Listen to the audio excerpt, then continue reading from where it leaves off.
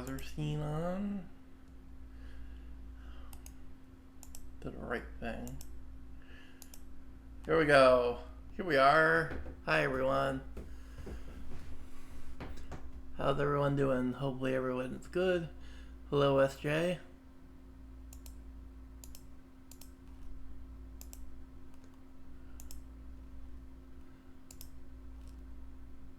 So, it's been a while since I last streamed the Netrunner. I mostly do startup stuff because it has a less big of a card pool than standard and I don't have to worry about the ban list. But I thought since the new set came out, part 1 of the Liberation Cycle, which is the Automata initiative, came out like a little while ago. And I thought I would go over the new cards. And what they mean for startup specifically. Obviously, some of this might apply to standard, but I don't really play standard right now. So I'm mostly going over these within the context of startup. Because a new cycle is released, standard has gone through a rotation, but startup has not yet. Meaning Borealis is still perfectly legal in startup until part 2 comes out later. So when we get more cards, when part 2 of this cycle comes out, startup will rotate and Borealis will leave startup. Meaning, like, Boat will be gone, Harmatic Ice will be gone, the Essa and her sabotage stuff will be gone. But that won't be happening until part 2 comes out. This is just part 1 of the new cycle. So, only standard's gone through a rotation. If you play standard, basically what happened was Flashpoint left and Data and Density left. With Destiny left, which did a lot of stuff.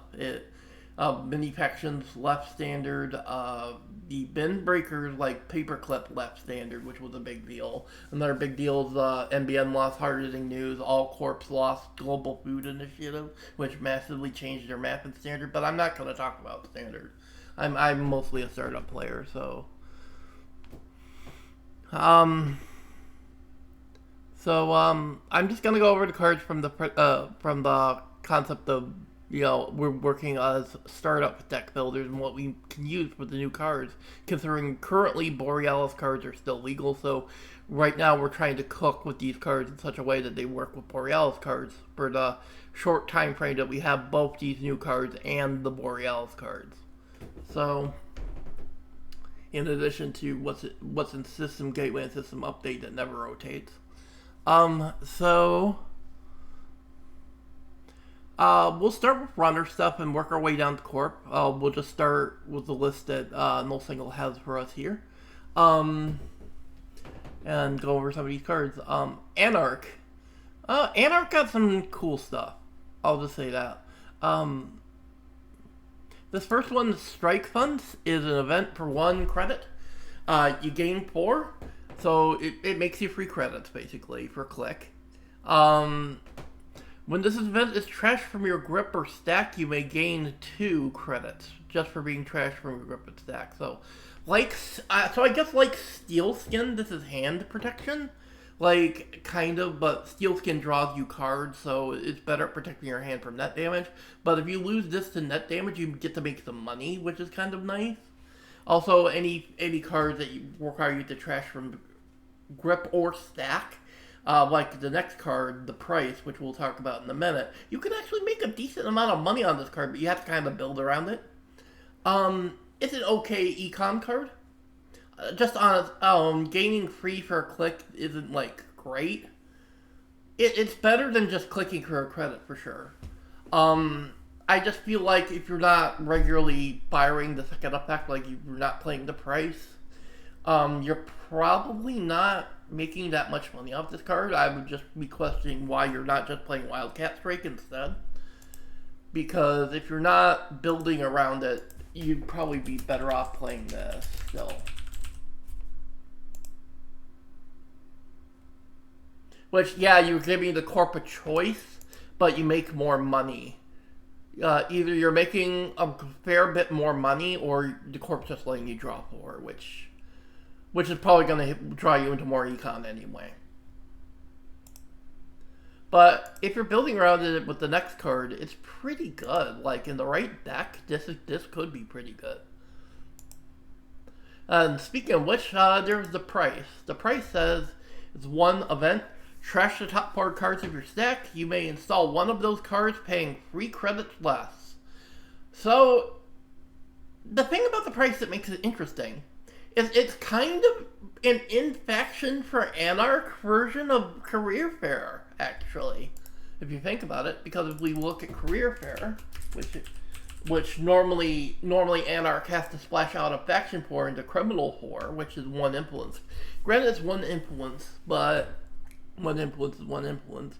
Install 1 resource from your grip, paying 3 less. It just says install a card you milled for 3 less. It doesn't have to be a resource. You could do this with a program, or a resource, or hardware even. It's just anything you milled. So I actually really like this card, because especially if you're on Steelskin, which most Anarch decks are running Steelskin anyway for hand protection, and you're on Strike Fund. If you build like a core around Strike Fund, Price, and Steelskin Scarling, which I will just pull that one up really fast.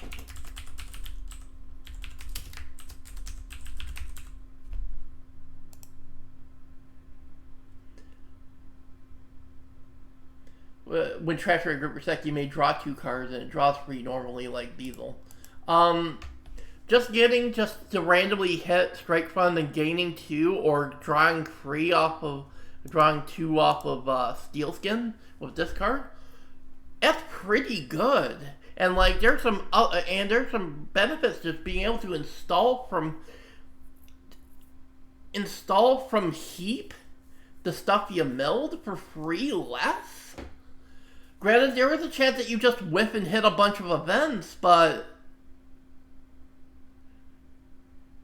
that didn't stop Tier Element from playing Agito and Kelbeck in Yu-Gi-Oh! Like, yeah, Tier would occasionally, like, mill, like, a bunch of non-engine that they could have used in their hand, but that was worth the price of milling names and getting the fuse for Kick Hallows or whatever.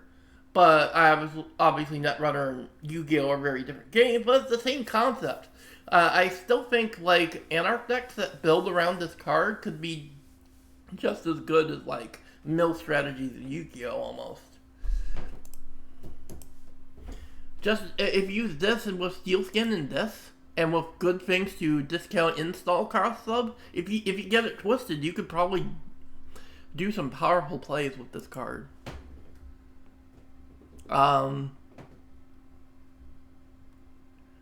I actually think this card is gonna come up a lot. Actually, it just seems really strong. Yes, there is like a risk that you just mill a bunch of events and then it feels really bad. But if any of those events are dis, you're pretty dis or Steelpin, you're pretty happy. Still, but there is a little bit of risk tied to it. But like, I think the pluses outweigh the negatives. I just think that maybe Anarch just goes a little less heavy on events. Like, you don't play, like, super event heavy Anarch maybe as much, and you run more stuff you want to install. Which, Anarch runs a fair bit that they need to install anyway. Like, getting to install lib accounts from heap for 3 less is pretty good. Because the lib accounts is a lot of money.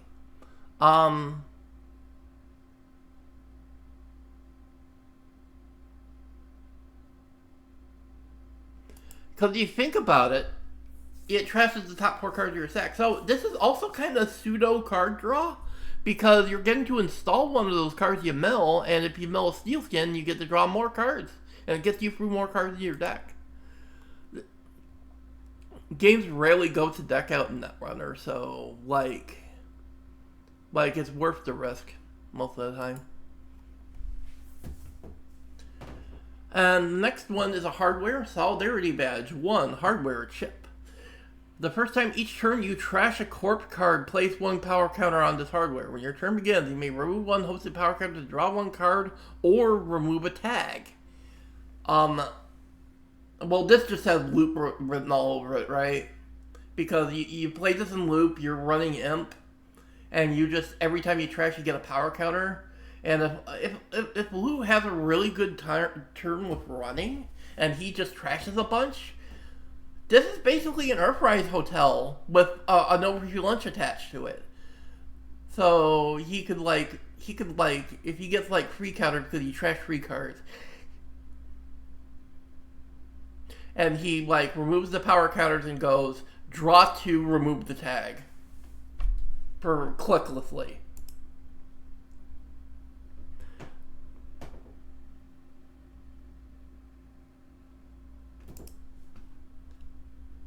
Which it just seems particularly busted in loot. If you, in case you're not familiar with loot, this guy. The first time each turn you trash a card, you are accessing game 1 and you draw a card.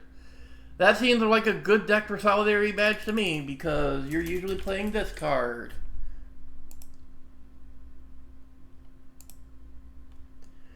When you sell the part of 2 virus counters, hosted virus, access cards, trash the card you are accessing, using stability only once per turn.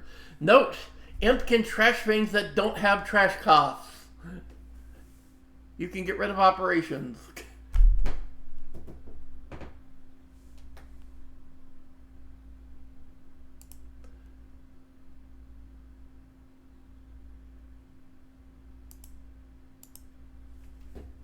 Let me pull up the top of the initiative page again.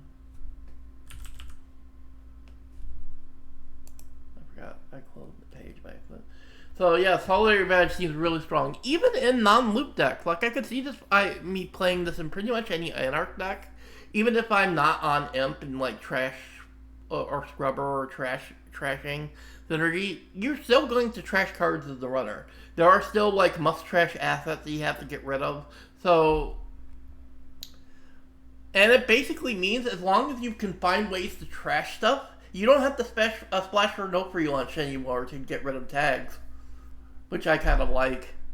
I think it's just going to be a good staple for Anarch, especially if they don't want to splash for no free lunch to get rid of tags.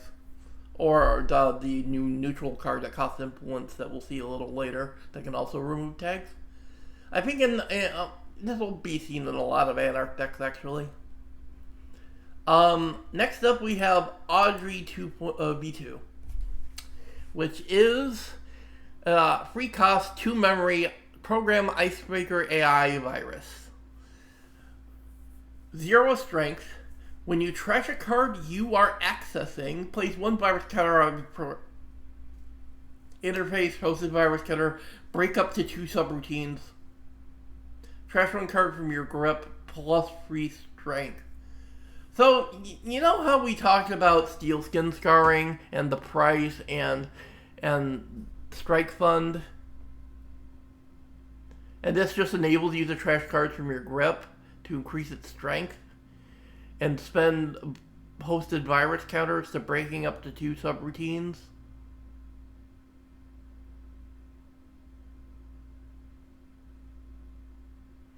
If you have enough ability to trash stuff to regularly load this thing up with virus counters, like if you're playing loop, you should probably play this along with the Strike Fund, the price package, because in loop, in the right loop deck, I think this thing is literally just in faction boat, right? Because as long as you can trash cards from your grip to get its strength high enough, this thing is literally just the fucking boat, right? Without having to pay the 5 influence.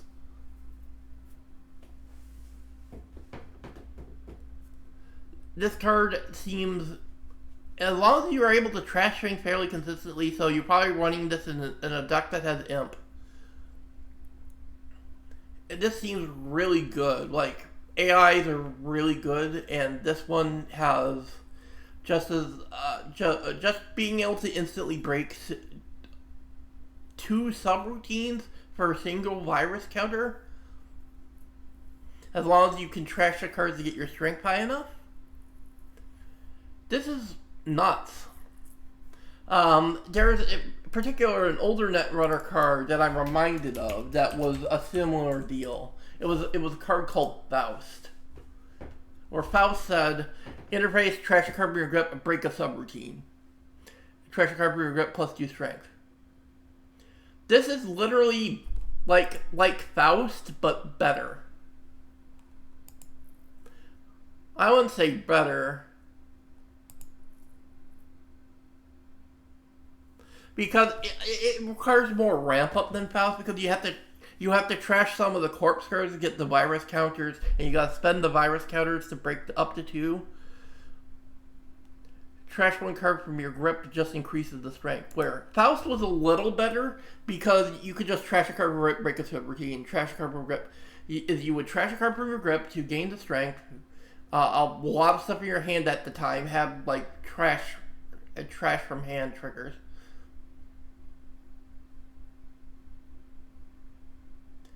So you would pump this thing up, getting a bunch of trash triggers, and then you would just keep trashing cards from your grip to just break every subroutine on the ice. This thing was on the most lauded list for a reason. The most lauded list, for in case you don't know, was back when FFG was running in the game. The most lauded list was their equivalent of a ban list. And it kind of had some weird rules where you have universal influence, which you could spend on limited cards. But that was a long time ago. But yeah, Audrey is like, they tried to make a balanced version of Faust, and I think even with it being worse than Faust, it's still gonna see a ton of play. It's a little harder to set up than Faust, but in the right deck, I think this is gonna be amazing.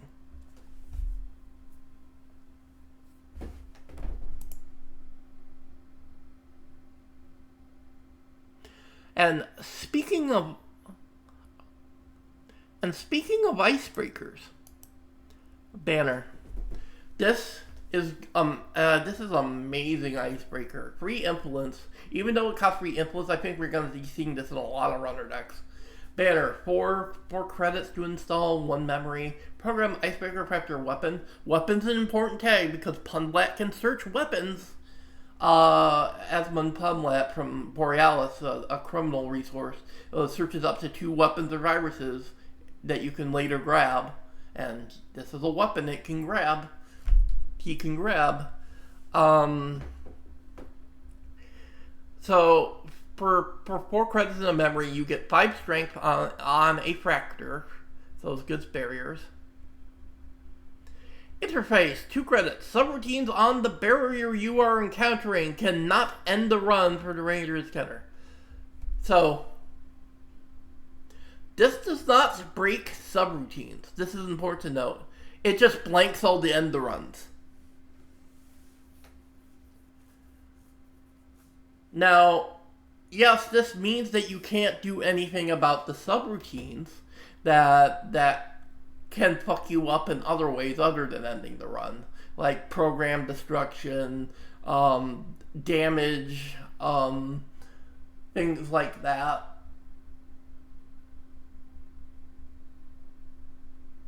But being able to just blank all the end runs on a fractor is on a barrier is pretty good.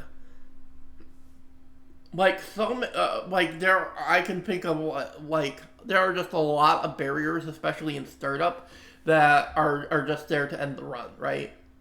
Like this is this card is a big reason why HP decks have to move off of Echo now, because this card completely power creeps Echo. Now, if you don't remember Echo from Borealis, it's this card that I would run in my Fool deck. It's one of the harmonic ices. Whenever you res a piece of harmonic ice, place 1 power counter on this ice gains end the run for each hosted power counter. Now, it used to be that Echo 0 strength, but it only costs 2 to res. So if you got enough harmonics in play, it had a ton of end run subroutines. It became very taxing for the runner to get through. Because it would get a lot of end run subroutines if you had enough harmonics. And you could always de-res it for bloop. But the thing that made Echo good is it could get a lot of end run subroutines, and Banner doesn't care. I'm not going to break any of those subroutines. I'm just going to pay 2 to blank all the end runs. And it was already bad because Echo was already falling out of favor because runners were running Hush, which says install only on a piece of ice. Host ice cannot gain abilities and loses all abilities except its printed subroutines. Echo does not have printed subroutines. It gained subroutines through its ability, which means Hush completely blanks Echo. And Banner just power creeps Echo even further. So now HP decks, especially decks that were on harmonics like Fule, have to rethink their ice suites now. Granted, there is a new factor that kind of helps out HP in this regard, but we'll talk about later. But yeah, like, amazing. I think a lot of runner decks are going to spend the free insolence on this. As you'll see in the runner deck that I built today, which is not an Anarch deck, actually. I really wanted to cook up an Anarch deck with some of these crazy new Anarch cards, but I just hadn't gotten around to coming up with my own sauce. So we'll be playing with the new Criminal ID today. I found a pretty good list for that does in fact splash Banner, for a very important reason. Next is Monkey Wrench. Monkey Wrench, 2 cost, 1 memory, program Trojan. Install only on a piece of ice. Host ice gets -2 strength. Each other piece of ice protecting the server gets -1 strength. So, the problem with this card is Ice Carver exists, right? Like, Ice Carver is in System Update, which Ice Carver just makes all ice -1 strength. It's more costly.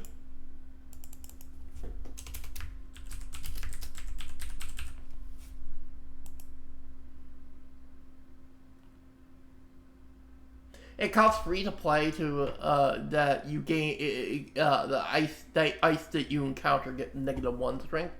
This does -2, then -1 to the other ice protecting the server. But keep in mind that Ice Carver is a resource. It doesn't take up an MU. This is a program you have to attach to a piece of ice. It's using an MU. And this thing isn't even a virus, so you don't have like virus synergies.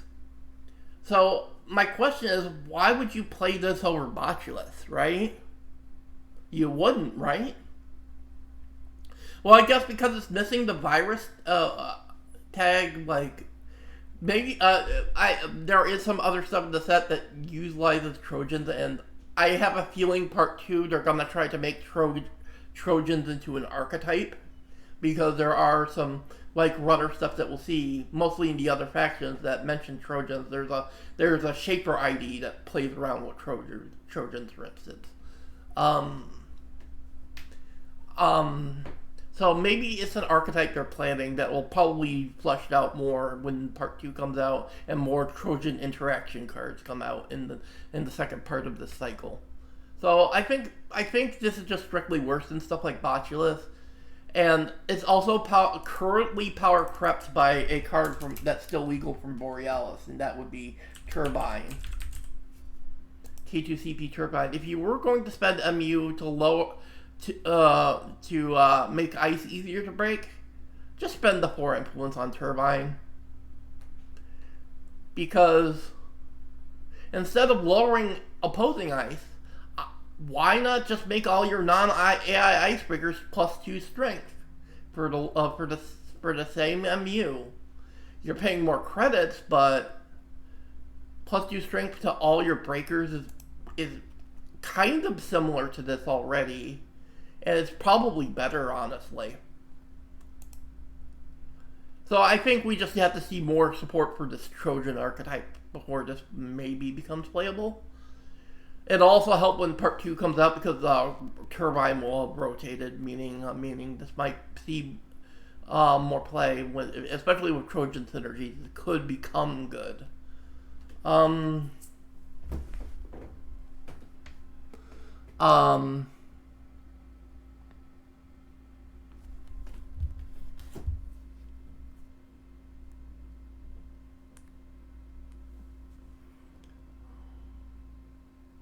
Sorry, I had some messages on my phone. Apologize for that, everyone. Let's see. Next we got Eruai Yasapoosa. I think I'm not sure if I'm saying that right. Okay, we got a resource connection clone for 2. Click, take a tag, run archives. If successful, instead of breaching archives, breach R&D. Use this ability only once per turn. Threat free when you breach R&D during a run on archives. Access 1 additional card. Okay, so the problem with this card is it costs you click and makes you take a tag, and you run archives, and you get archives. You can get into R&D trickily, in a tricky way. So it's sort of like Sneak Door, but not really because it costs more than Sneak Door. It gets you to access an additional card, which when you hit threat free. But the problem with this is, does pinhole threading let you access centrals, or is it only for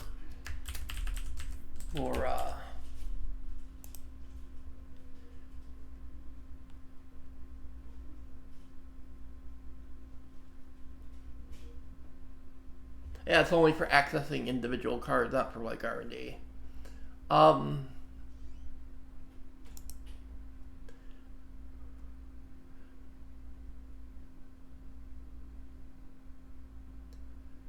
So I just don't think this card's very worth it because there's just stronger multi-access. I mean, because Borealis is still legal, if you want multi-access, why not play Finality? Why not play the Twinning? Why not play, like, or just frickin' Splash for Maker's Eye, even.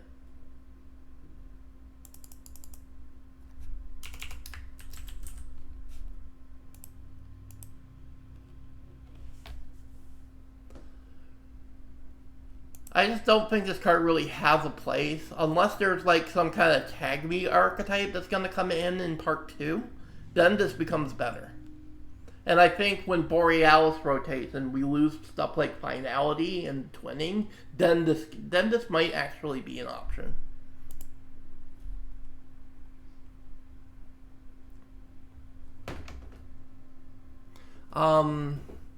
Next we have Head on Wheels Pilantra. 2 resource connection. Click, gain credit. Run a remote server. When that run ends, if it was unsuccessful, take a tag. Use this ability only once per turn. And then you can click trash to gain 2 clicks. And remove 1 tag. So, this is an interesting resource. The first ability refunds the click it costs, so that's nice. You essentially get to clicklessly run a remote, which is kind of cool. However, if they keep you out somehow, you have to take a tag, which kind of sucks. But if your competitor can get in, it's a clickless run on a remote. You get to check a remote without using a click, essentially. That if you're confident you can get in, this seems really worth it. And with like something like pinhole threading, this could be kind of a cute trick. And you can click trash it to gain 2 clicks and remove a tag. Like if you get tagged off of this, you can always click trash and gain a bunch of clicks and get that tag off for free. And like any ability that allows you to just remove a tag without having to pay to click in 2 credits to get rid of a tag naturally, like just tag removal just is always good. Like, but potentially clicklessly checking remotes is really nice, and it has this nice ability that you can get rid of it later to get some advantage. I kind of like this. This is actually kind of nice. Especially for like checking remotes, especially against horizontal decks. Like, obviously this is only really good against decks that set up a lot of remotes. But against like Jinteki shell games, against any kind of like Jinteki, I'm going to create a billion remotes that you need. You gotta check all these remotes. Like Ishuak, you have to check all the remotes. PE, you have to check all the remotes. And stuff like Jinteki decks, you should check the remotes. Like MBM asset spam, HB asset spam, Pule, you have to check all the remotes. A lot of HB decks are good. It's less good into Wayland because Wayland is usually Glacier, especially with Super Monotism. But there are some like more horizontal like Ob decks that you may want to use this against. So it depends on how horizontal. Like it's really good into NEH. It's really good into NBN asset spam kind of decks. It's really good into HB. Probably pretty good against Jinteki for checking the remotes. And if you're in Anarch, you have a lot of protection against like net damage traps. So this is really good against Jinteki, actually. I actually really like the design of this card. It's pretty neat.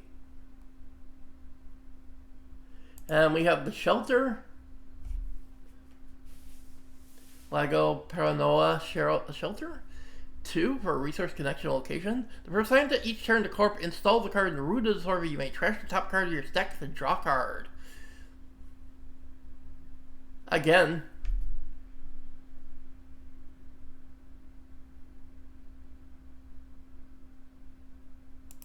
Synergize with these with this card and Steel Skin Scarring.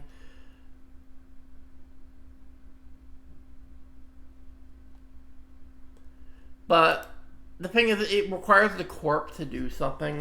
It's the issue I have with this. Actually, I don't know if this is gonna be good enough. It just seems just not worth a deck slot because it requires the corp to do something and to have any effect at all, and I don't know about this one. That's kind of mid.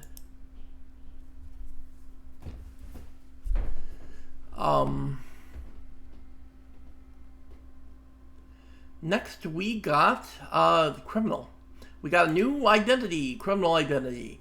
Mercury, Chrome, Liberator. That or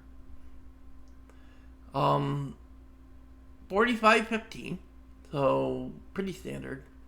Boromir, no link.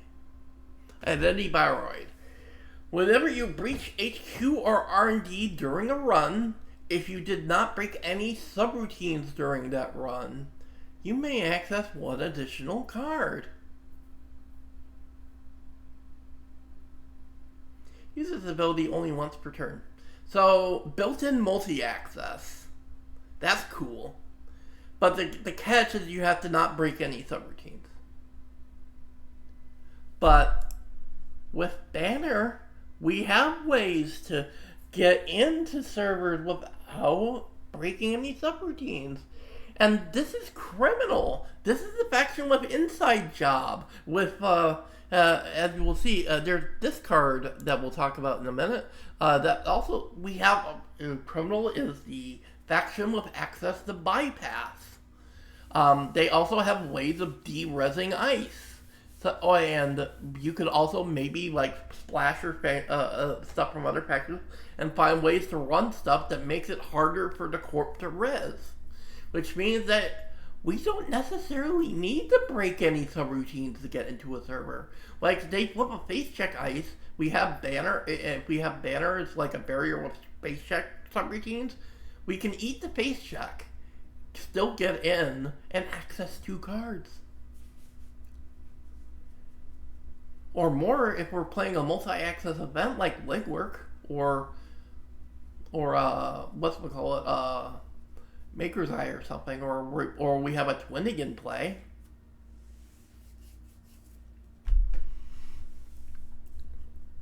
This, yeah, I built I have a deck with, built around her that we'll talk about when we get to the decks that I built for today.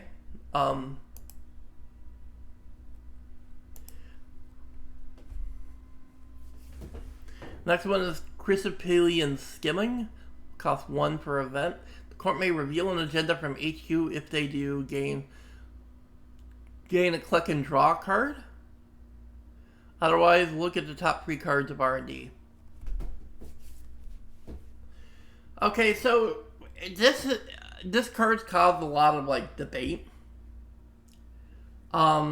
Basically, more experienced players say that this card is bad because as you get more experience in the game, you should know when the corp has an agenda in hand.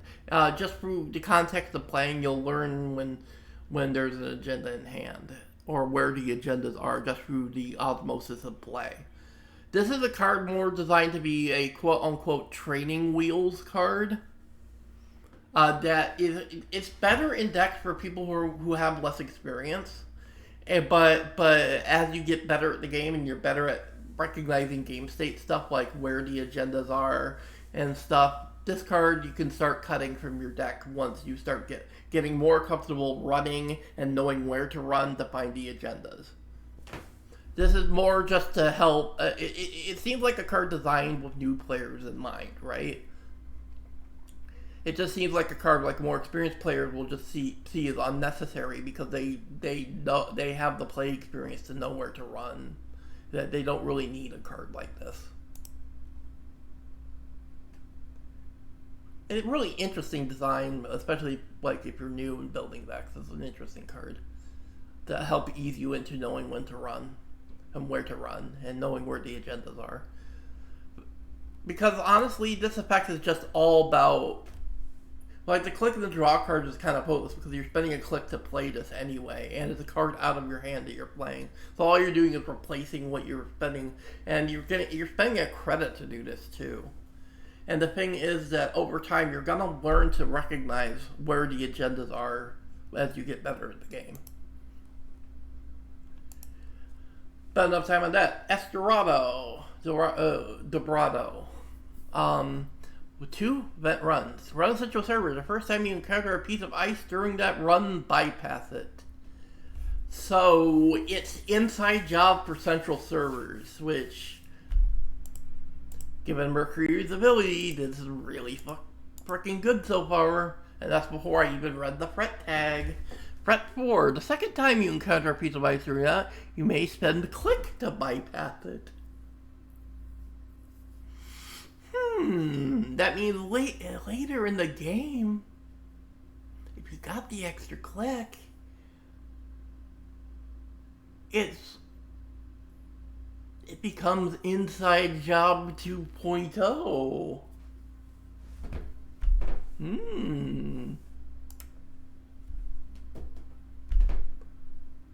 That seems pretty good, especially in her.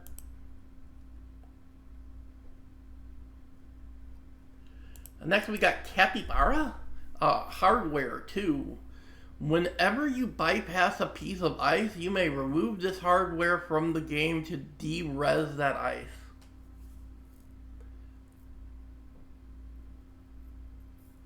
De-resing ice is a good ability, but only when you bypass a piece of ice though? Like, if you're gonna de-res ice, I would just do this. I would just run the one card.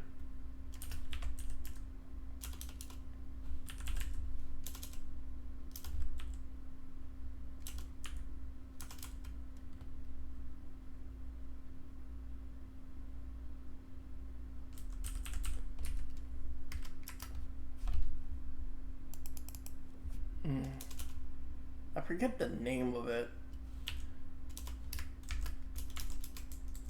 But there was like a criminal card.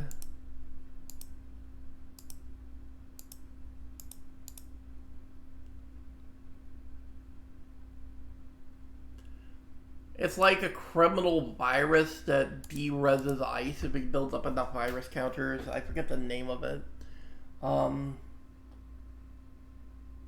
I think that's probably better.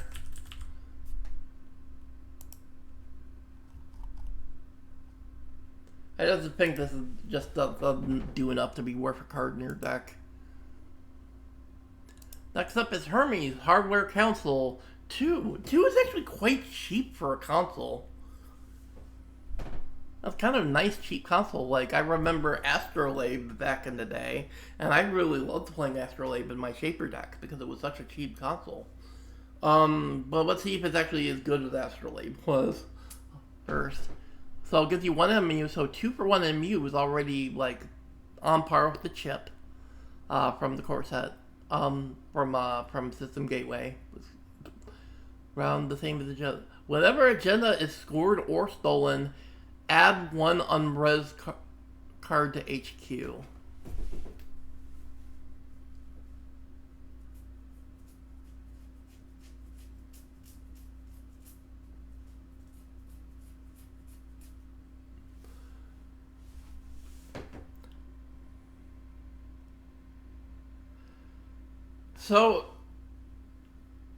So whenever the corpse scores their agenda or you successfully steal one, you basically force them to compulse an unres card to their HQ.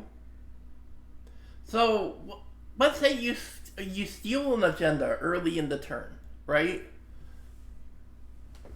And you compulse, you bounce a unres like card in a server to their hand. Let's say you do it to one that has advancement tokens on it. Or one that you think is an agenda, right? You bounce what you think is the agenda to their hand. Because they're playing against criminal, they don't want to be agenda flooded, so they install a bunch of servers because let's say they got agenda flooded, they don't want stuff in HQ because criminals is the faction that goes after HQ a lot because they're the faction with like work. So they would just be able to bounce something you think of the agenda back to HQ, so you can do HQ multi-access like Lurk or Twinning or Finality or what's we call it, Docklands Pass on them. Given how cheap this console is, that's a pretty good effect. And the fact that it happens when the corpse scores an agenda as well, meaning you get to kind of muck up with their plans a little bit and flood their HQ with more stuff that they have to waste a quick reinstalling. I actually like that a lot. Especially for only 2 credits. That seems really annoying for the court.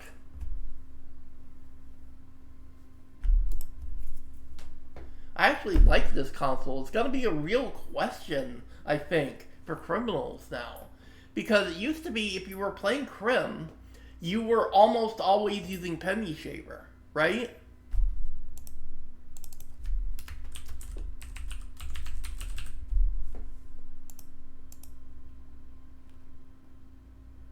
Because Penny Shaver costs free, gave you the same MU, but whenever you make a successful run, you put money on it, and you could click to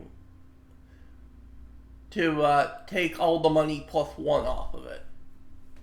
So, but now there's actually another good criminal council. Like, I think this effect is good enough that it's gonna be up in the air whether you want Penny Shaver or this, because you can only have 1 console in play. And I actually think this might be good enough to consider over Penny Shaver for certain decks. It's free influence, so I don't see people splashing out a faction for this. I think most people are gonna stick to in-faction. Like, I can't see Anarch splashing this because if Anarch are gonna splash for a console, they're gonna pay 5 for the boat. And Shapers sure as hell aren't splashing for a console because they still have access to the boat. And the boat is like bannably strong because it was banned from standard for a reason.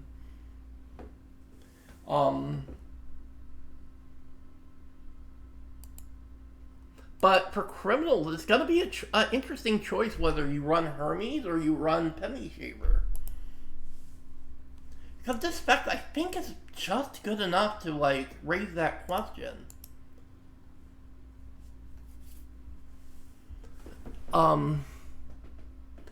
Next we got Kurapira.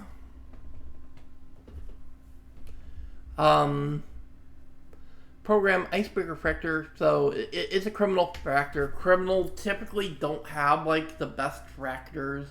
Their fractors often have issues, that's why Crim often goes out of pattern to get fractors, usually Anarch ones. Like, the classic example, like, back in the day, criminals didn't want to use their impacts and fractors because they'd rather just pay the influence for Corroder, when Corroder was really efficient. But let's take a look at what this one is like. So Kurapia is free for 1 MU. Program our Icebreaker Fractor, free influence. When you encounter a barrier, you may spend pre-hosted power counters to bypass it. Whenever this program fully breaks a piece of ice, place 1 power counter on this program. Interface 1, break 1 barrier subroutine, and 1 plus 1 strength. So it starts at 1 strength. You bring 3 for 1 strength. You pay 1 per 1 strength, so that's fair. That's decent. 1 to break 1 barrier subroutine. So it's efficient for breaking. It just starts kind of low, so high strength stuff is gonna tax you a bit on barriers, like high strength barriers. But every time you fully break a barrier with this, it gets a power counter. And when you have pre-hosted power counters, you can pay free to just bypass those stronger barriers, right? There's no reason to pay to get those high strength barriers. If you got the power counters, you can just bypass it. That seems pretty good. I mean, as far as criminal factors go, this is pretty nice. Although I think ideally if we compare this to like the most efficient fractor in startup, that would probably be Cleaver and Anarch, right? Where Cleaver also costs free, but it starts with higher strength. It starts at free strength. Same MU.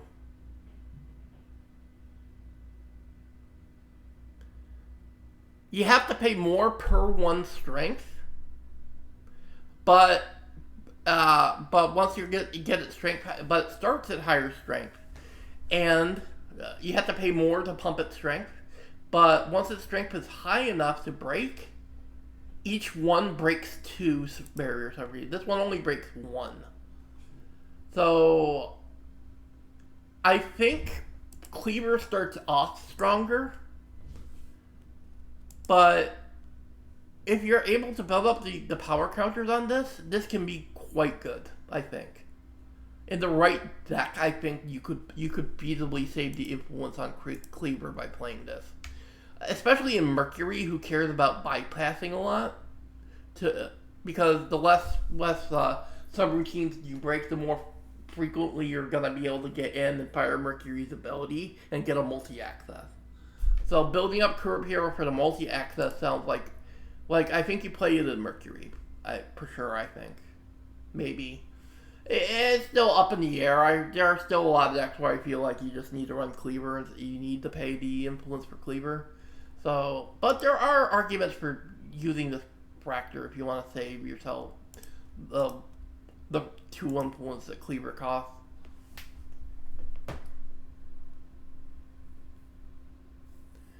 Next up is laser pointer 2-1 weapon.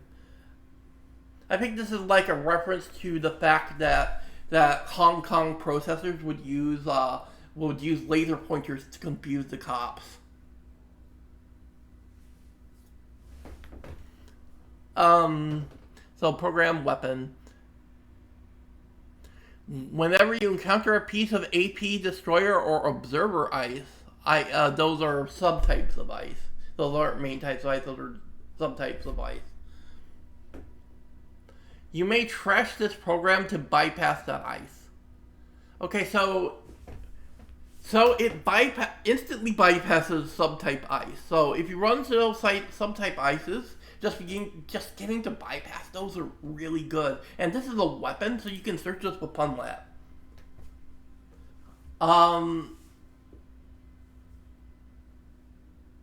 I think in the right deck this might be good. It depends on how common those subtypes are.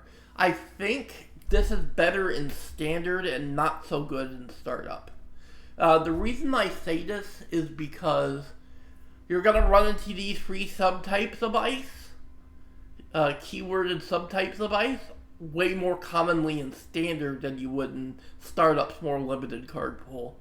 So I think this is mostly a standard card. And even then, it's probably only like a tech card in certain situations. It's a really cool design, though. I like it, but I gotta be honest. I think it's kind of a tech card for standard more than it is for startup.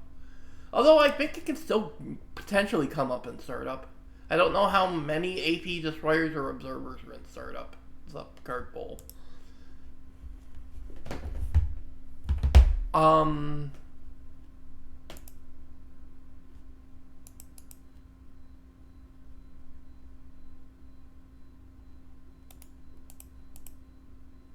Next we have Sage. Sassy, sorry, I thought it was Sage for a minute.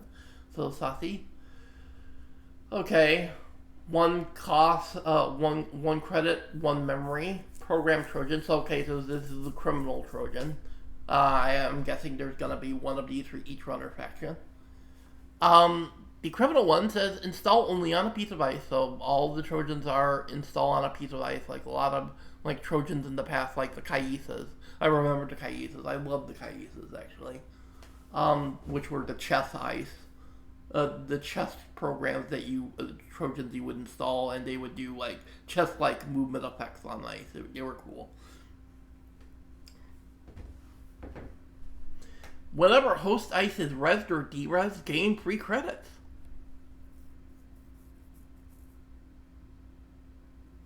So you have ways of de-resing and de-resing ice. If you have ways of de-resing ice, this could be good. This is also really nice if you just like you can like install this on ice the corp hasn't resed yet, and make some money, which is kind of nice. But I don't know if this is worth a card in your deck, and I don't know if it's worth the MU.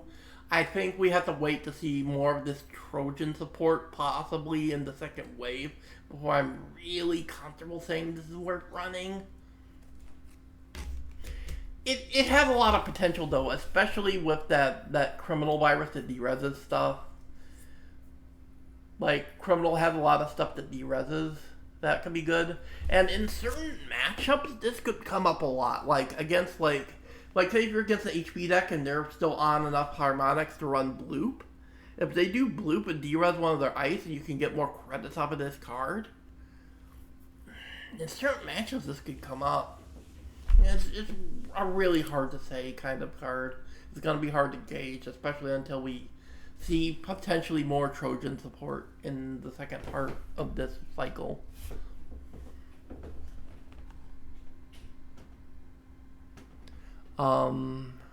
Anyway. I'm gonna try and give you a rough these. Shibboleth. Program Icebreaker Decoder, 1 credit for 1 MU, free strength. Those are the coders for code gates. Free strength, fret 4, this program gets -2 strength. So so this is the first threat card that we have seen that actually the threat when threat triggers the card actively gets worse. So the threat 4 is like a downside. So this is a good early game card because it's gonna lose 2 strength permanently once someone gets 4 points.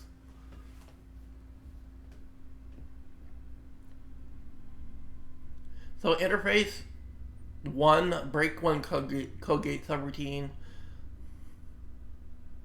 2 credits plus 2 strength. So my problem with this card is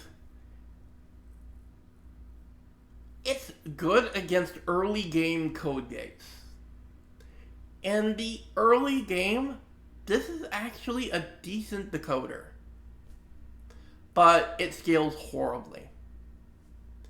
Because if we look at more common code gates, like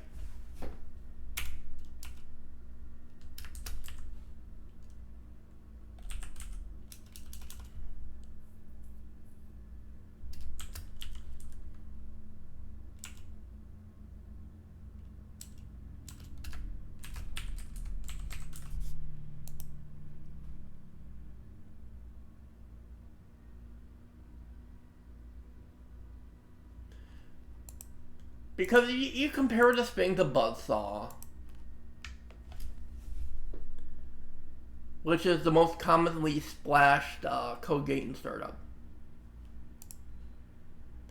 Yes, you're paying 3 more credits, but that you get the same 3 strength, and it doesn't have that prep 4 trigger, so that 3 strength is never going down. It's definitely more expensive to pump because this is 2 for 2 strength and this is 3 for 1.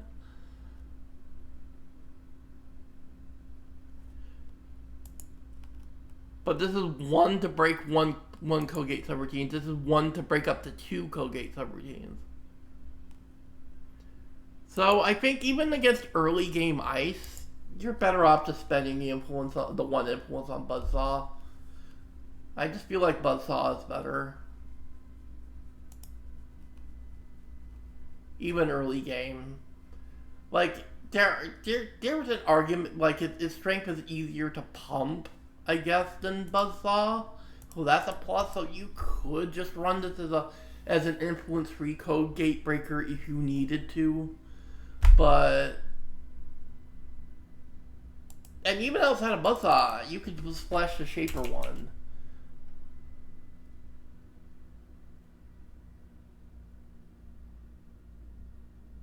What's the Shaper? The Shaper one called again?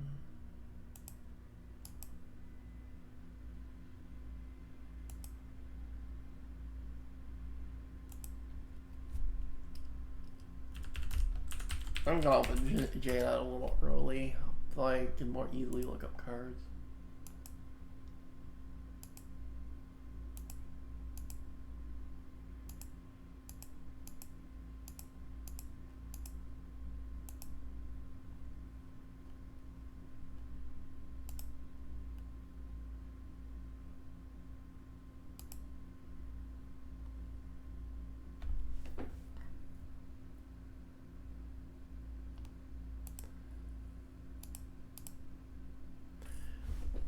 Yeah, you could just splash Gordian Blade, right? Because it starts at 2, which is 1 less. 4 to install, but it's just much more even on the cost for pumping and breaking subroutines. And it doesn't get worse. So, like, even if you don't want to splash for Bloodsaw, splash for Gordian Blade. It's probably better than this card. There are arguments for using this card. Like, I think early game it's fine if you don't want to spend influence on Gordian Blade or what's we call it, Buzzsaw. Or what about Propeller? Propeller is also a decoder, isn't it? Where is it?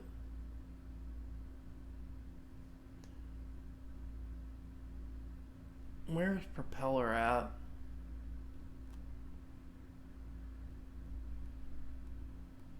Yeah, propeller.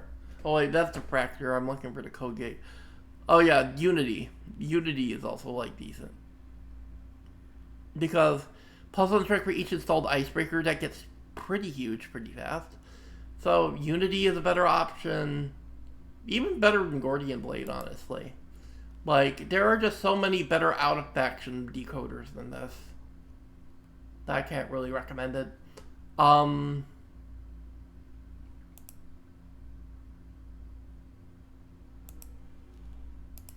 and we got Debbie Downtown Moreba. One credit for resource connection. Prep 4. When you install this resource, place 2 credits on it. And it also says whenever you play a run event, place 1 credit on this resource. Run any server. You can spend hosted credits during this run. During that run.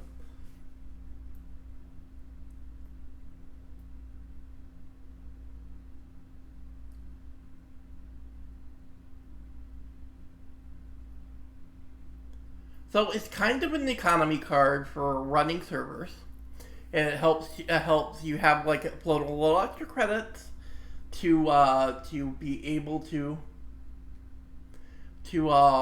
run servers with enough credits to get in more often. But that's nice. I kind of like it. Granted, the fact that you can only spend the hosted credits when using its click to run a server ability makes it kind of weird. I think in a deck that would utilize this, you probably want the twinning, because the twinning is a resource that gives you multi-access. And it isn't a run event that requires you you play a run event. Yeah, whenever you breach HQ and RD, you may remove up to 2 hosted power counters to access that many additional cards.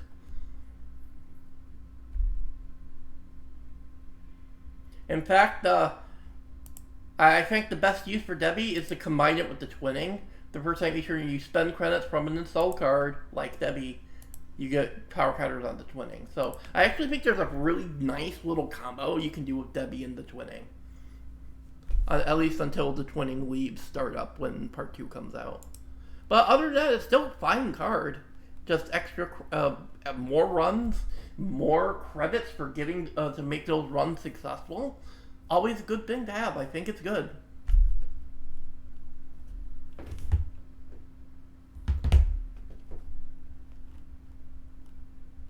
And then we have Shaper. First we have the new ID. Arisana Rosha Nahu. Street artist. 0 link, 4 memory, identity neutral, 4515. Same with the other one. Natural. 0 credits. Install 1 program from your grip, paying all costs.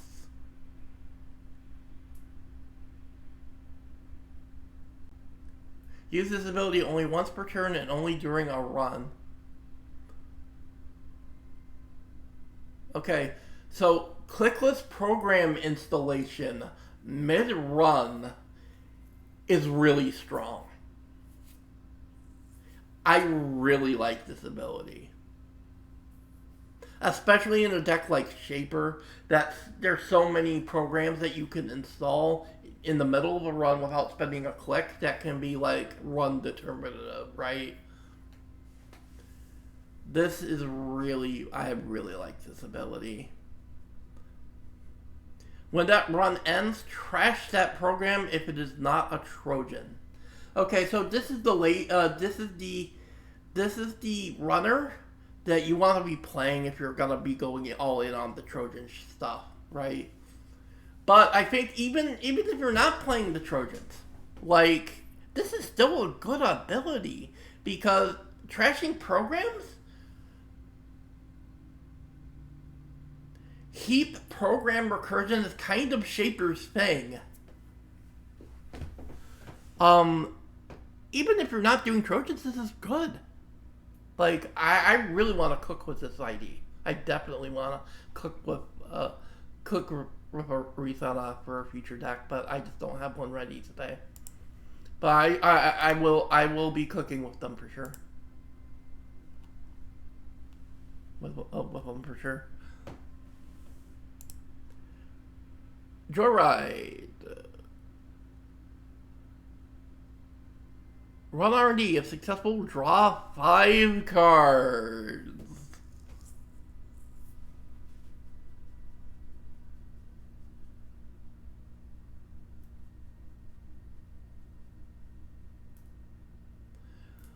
That is a lot of cards.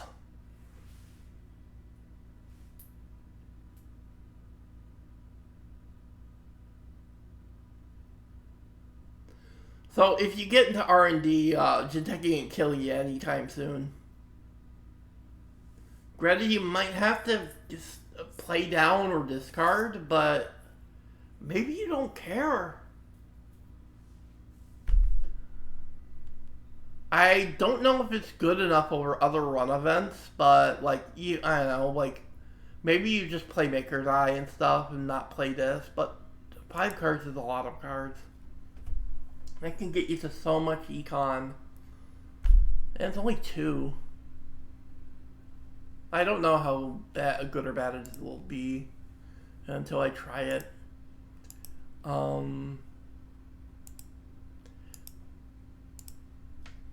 we have Airblade X JSR RFED. 1 hardware vehicle. When you install this hardware, load 3 power counters on it. When it's empty, trash it.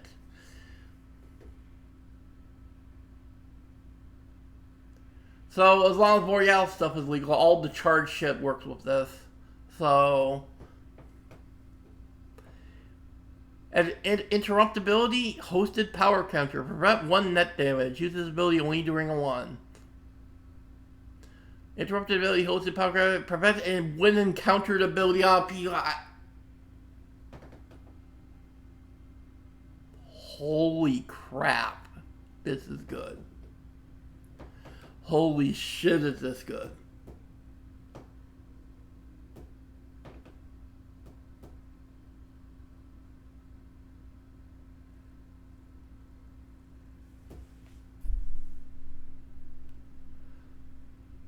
The first ability goes Bravey against Jinteki. The second ability, some of the best ice in Startup has winning counter triggers. Ping, winning counter trigger. Funhouse, winning counter trigger.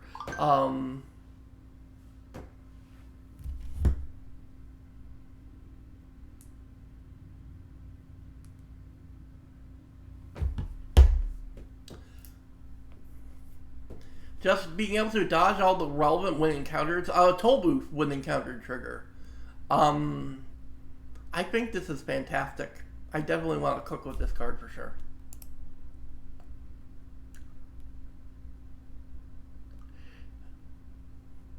Next up is Lily Pad, a new console for Shaper. 4/2 memory. Console, good start. The first time each turn you install a program, you may draw a card. So this is a console Earthrise hotel that never goes away. As long as you're installing programs every turn, you're just getting a card every turn. I will say this is good, but it will not see play until Boat leaves.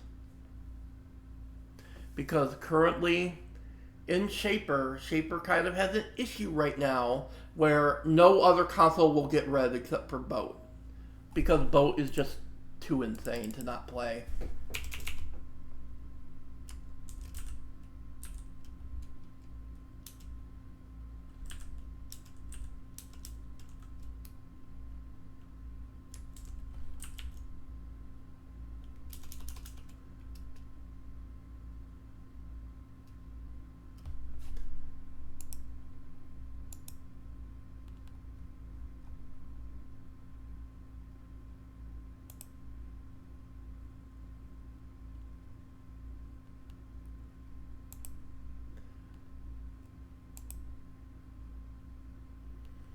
Because the problem with Lilypad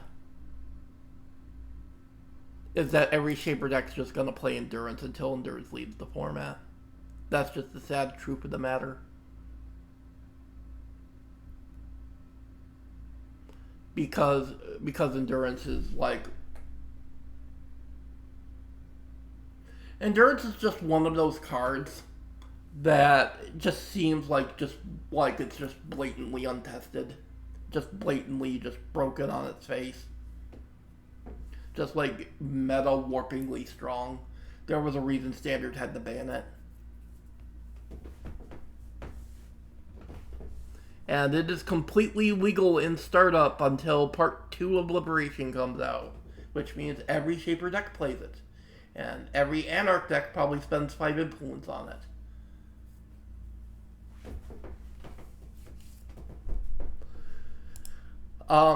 So Lilypad, this card has a lot of potential. When Boat finally leaves the format, when Part 2 comes out, I actually think this card will be good. I legitimately think this card will be good when this shit leaves the fucking format.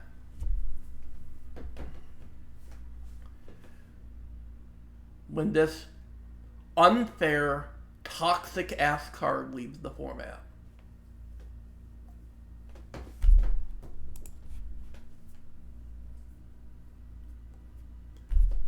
Unfair, toxic ass, deck building over centralizing card leaves the format. Then Lilypad becomes interesting. And I actually think, for what it's worth, if Endurance didn't exist, I probably think this would be the best console in Shaper. I think it's better than the one in System Gateway. And I don't think it would splash for other consoles, because Barrel only works in ESA, Carnivore is bad,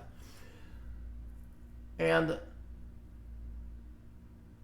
some Shapers might want to splash for Penny Shaver, but I actually think this is good enough to contest Penny Shaver and Shaper if they don't want to spend the influence for Penny Shaver. Living Mural. That's next. Program Icebreaker Killer Trojan. This is an Icebreaker with the Trojan tag, which matters a lot for that ID we just talked about. 1 strength, free, 1 memory for free credits for 1 strength. Install only on a piece of ice. Okay, so it's a Trojan, so it's an Icebreaker you have to install on a piece of ice. Which means that it's not very versatile. You have to commit this Icebreaker into a specific piece of ice. Which, that could suck, but you could always just overinstall to free up the MU. You could trash it to free up the MU, install something else, and then you can recur this with program heat recursion cards in Shaper, like Test Run, like Retrieval Run might be good. Splash from Anarch. To get this back later when you need to move it. So it's 1 strength. Fret 4. When you install this program, it gets plus 3 strength for the remainder of the turn. So once the game has progressed to Fret 4, when someone has 4 points, and you install this on a piece of ice, when someone has 4 more points, this starts with 4 strength for that turn. So the idea is, I think you use the ID's ability to install this mid-run on a specific piece of ice on a critical, like, game determinative run.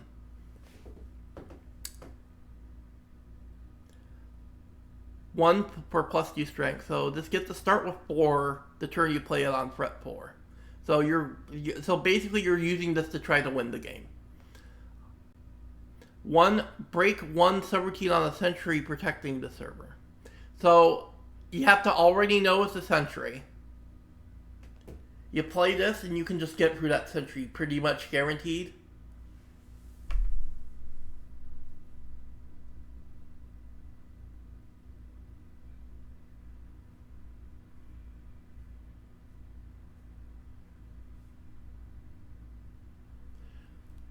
Oh, On any sentry protecting the server. So you install this on a piece of ice, it affects all ice on that server.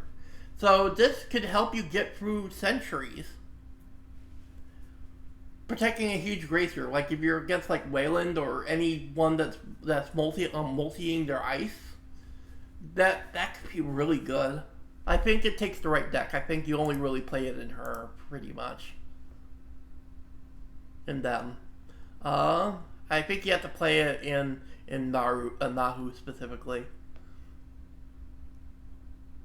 And even then, like, maybe not. Like, it's kind of... it's interesting. I definitely want to cook with this.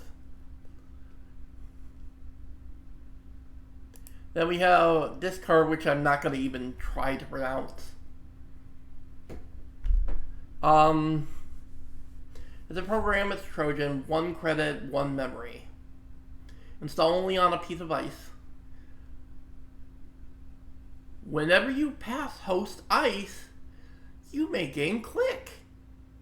If this is not the first time you gain click during a run this turn, add this program to your grip.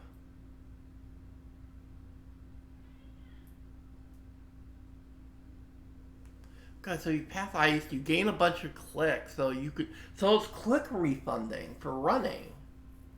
And yeah, if you gain click for other means, you have to bounce it to hand. That just means you get to move it, and you get to get the click elsewhere. So being able to get clicks back after running is get a click back after running is really nice. It like helps against spheroids somewhat because you have to click past those. I think just being able to refund clicks for running means you get to do more in your turn. So I think in the right deck that wants to utilize Trojans, like I think this is like one that might be worth running.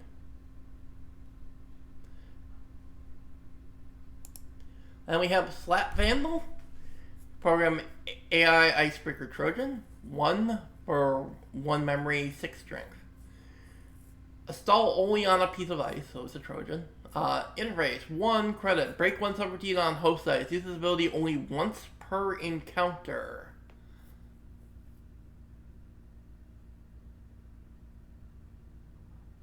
Okay, so as long as the ice in question that you're hosting this on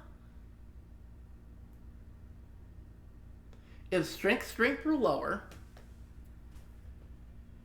and or 8 strength or lower if you have turbine, because we have to keep in mind turbine is still legal. So you have this installed on a piece of ice, just any piece of ice, and you have the memory free to also have turbine. If that ice is not 9 strength or higher, like a crazily advanced up of like Wayland ice or something. This is basically like a Botulus that permanently has 1 virus counter on it. So this is very analogous to like Botulus, right? Botulus is better, obviously, because it can build up the virus counters. It can break more than 1 subroutine. But a Botulus that never loses its virus counter is still 1 subroutine you just get the break. And this is in the faction that still has access to boat. So you do this, you have boat counters, you can bypass, you can break subroutines with this in addition to boat. It makes resolving deep dive so easy. It makes getting in like just painfully easy, especially if you combine those with boat. The sooner boat leaves the format, the better.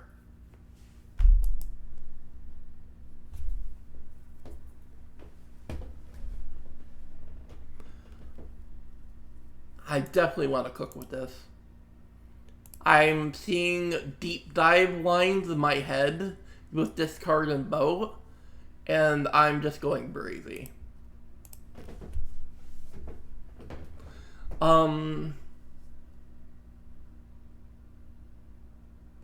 Umbrella.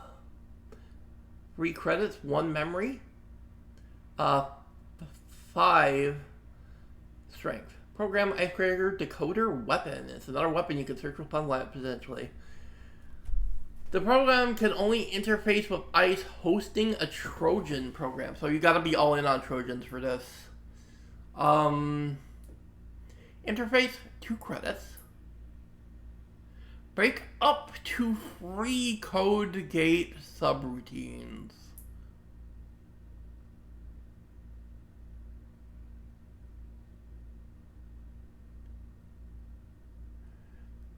That sounds pretty good in a Trojan deck.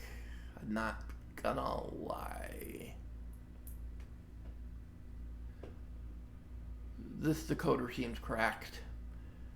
Granted, it can only interface with ICE that you put Trojans on, but if you're in the full Trojan deck, you should be Trojaning up every ICE you can anyway. And you should probably run something to give you 2 MU so you have the MU to do it. So, if you have the MU to just do all this Trojan stuff and you do this, it just seems like a really good decoder. But if at least one subroutine was broken this way, each player may draw... Okay, now I'm significantly less excited. I don't know if it's a good idea to give the Corp cards. I don't know how to feel about this one now that I read that last line. I mean, you getting to draw a card is cool, but I don't know if it's a good idea to be giving the Corp cards. Well, if you run early enough and they draw a card and you run HQ, you could potentially you can force them to draw into an agenda that you could maybe use a multi-access to steal. You have to be careful with it, but I think it's still decent. I still think this could be played. You gotta be careful with it because giving the Corp cards is risky, but if you do it early enough in your turn that you can hit their HQ, you can force them to draw an agenda that you can just steal. So I don't know how I feel about this. It's gonna be a tricky card to use for sure. Definitely gonna take some cooking. Then we have 2 credits, Resource Connection, Beatriz Ferreira Gonzalez. Click, run HQ. If successful, instead of breaching HQ, breach R&D. When you do, access 1 additional card.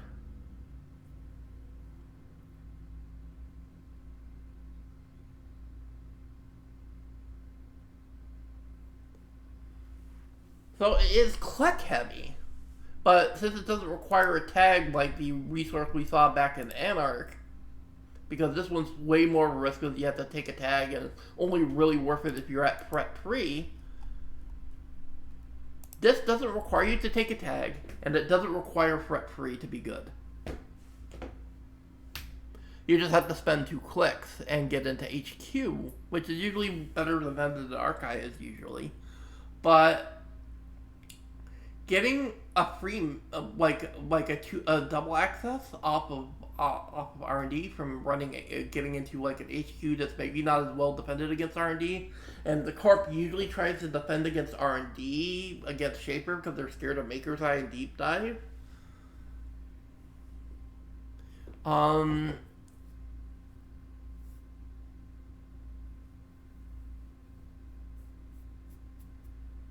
could be good.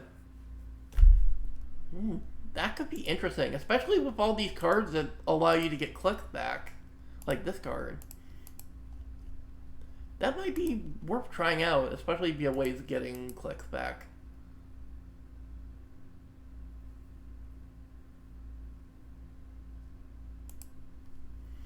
Urbanite Vernissage. Job Ritzy, 2 credits. When your turn begins, you may add 1 installed non-virus Trojan program to your grip. If you do, place 2 on this resource. You can spend the hosted credits to install cards. So this is like just an enabler for the Trojan deck, it looks like. Yeah, pretty decent little enabler for the Trojan deck, admittedly. Well, might be good.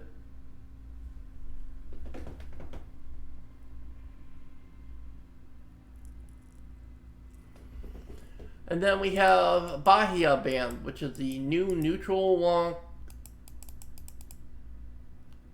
runner card.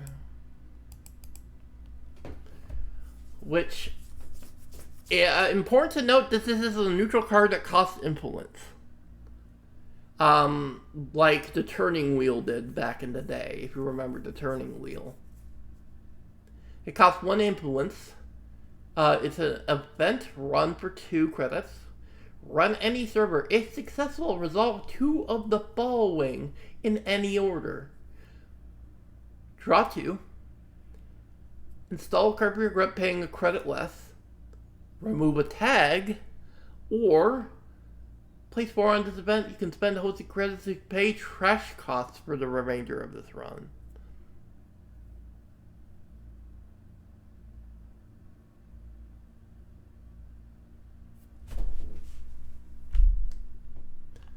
I think this card's good. Like, it's a good generic card that only costs 1 influence.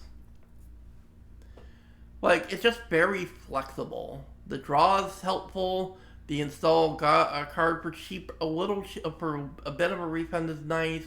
Being able to just remove a tag is useful. And even the last one, to help with trashing whatever you're accessing at the time, is pretty good as well. I actually think we'll see a lot of this card just because it's so flexible, right? It's just a good flexible click compression card. I think it'll be definitely like experimented with a variety of decks.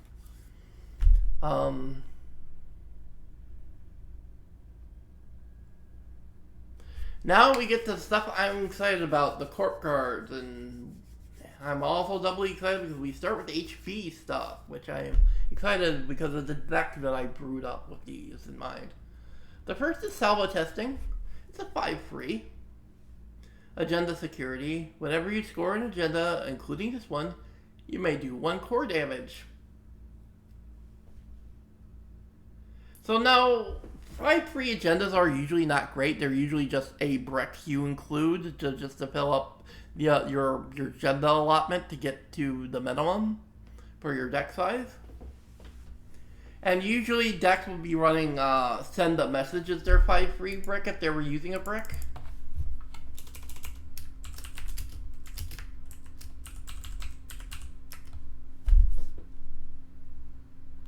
Which is, if this agenda is scored or stolen, you may res 1 installed piece of ice, ignoring all costs.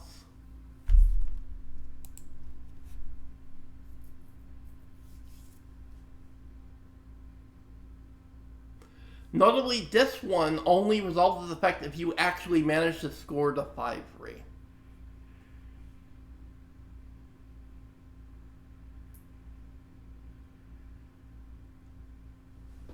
However,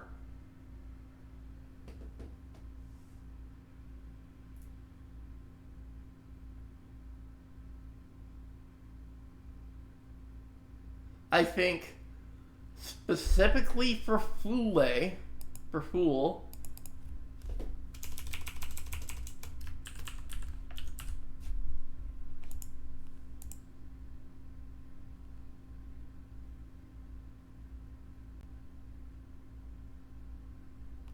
you could just play this as your brick over send to the message. Because if you get into a position where you do have to score this, it helps with your core damage game plan with Fool. More than resing the free ice would from sending a message. I don't know. I might try it. I want to try it at least over sending a message in Fool for a bit. I might switch back to sending the message if it's just outright worse, but. Next we have Sigadon Mark IV, which is free 1. Agenda Security. Each run, as long as a piece of ice has been derused during the run, each installed icebreaker gets -2 strength.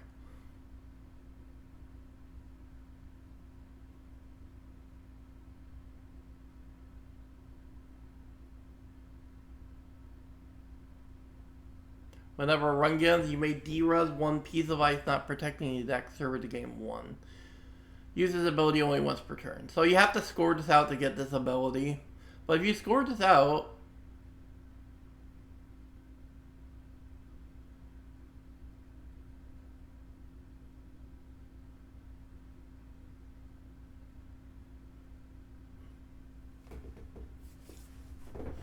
it has a way of triggering itself. So being able to lower their icebreaker strength by derezzing stuff is really useful. I actually think this might be good in like some HB decks, not for Fule. It's not really good in Fule, but like I could see like PD playing this. Because it's really easy for PD to score. It's a free one. So if PD can rush this out. And if you're running a lot of ice that benefits out of being derez, like if you're on a partial harmonic fleet like Wave gets a lot of value out of being derez because each time you res it, you get to tutor for an ice. And there's a lot of like cheap ice you can run in HB that you can, some of which you can get value out of derezzing, like a new piece of ice that we'll be talking about in a minute. Being able to minus their icebreakers while getting value out of derezzing stuff that you want to derez is actually kind of neat. I actually think this has some game.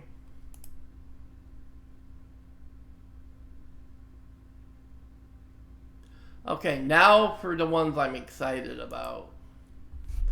Wage workers. 2 to res, asset via a drone clone industrial. 4 to trash, 2 influence. Whenever you finish taking an action, if you have taken that action exactly 3 times this turn, gain a click. So, as long as this asset's up, if you do the same action 3 times, you get a click back. So, I can pick up a lot of use of this. The immediate I can think of as a Fule player is advance, right? Like, you advance a card 3 times, you get a click back. You could do the 4th advancement and score a 4-pointer. Or you could do something like, you could click Legrolith 3 times and get a click. Like, you could empty Regolith in 1 turn with this card. And that's a lot of money.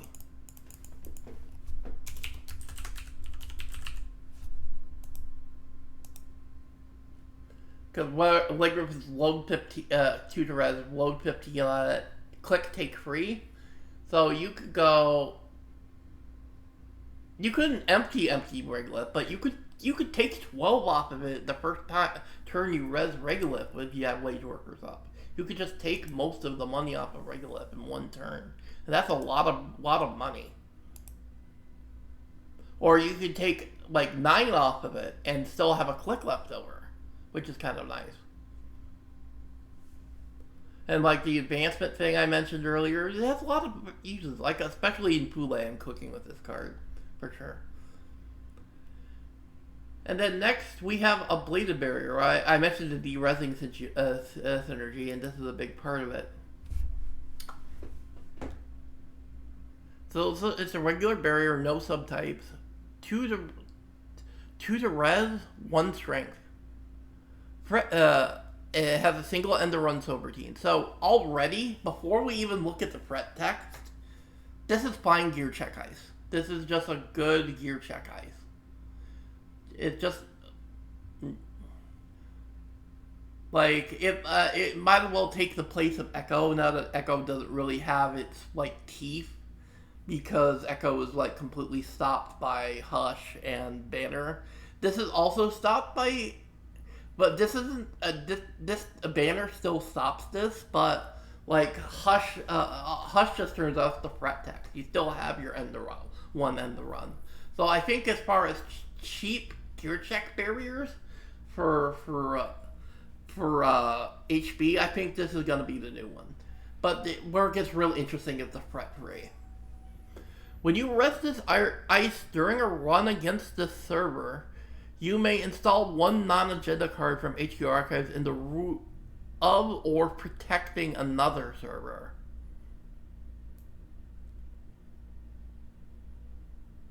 So, you res this, and you get to just install something elsewhere? Clicklessly? On the runner's turn? I can think of a lot of applications for this. A lot of applications.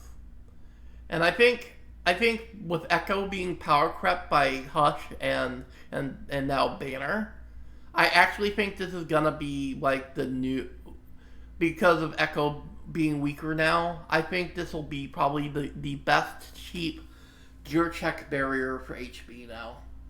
That free makes it kind of relevant in the later game. Like, it doesn't feel as bad to res later in the game because early game you'll res it just because it's a gear check, right? It keeps people out and says go get your fractor and come back.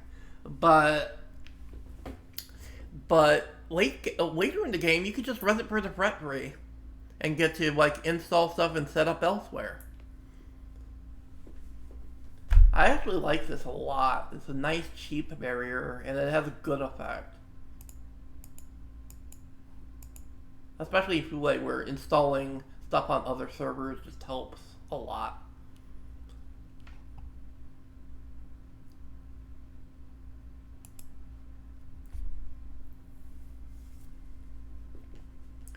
And then we have a new HB Sentry, AP, Jagurandi, for 4 for free strength Sentry.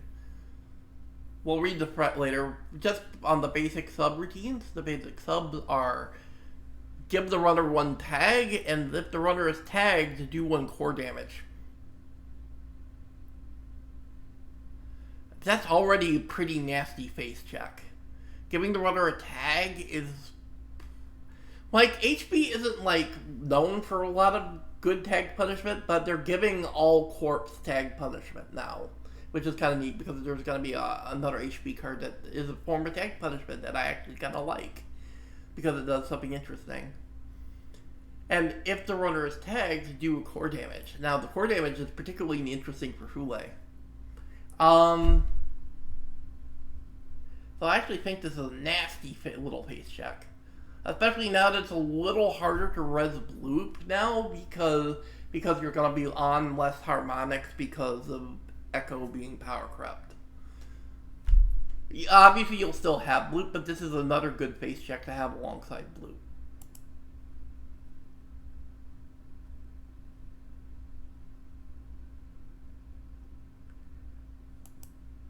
And next we have Mike, M-I-C, 6 for a 4 strength code gate.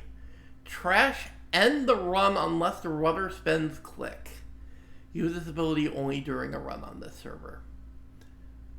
The runner loses click, the runner loses click, end the run.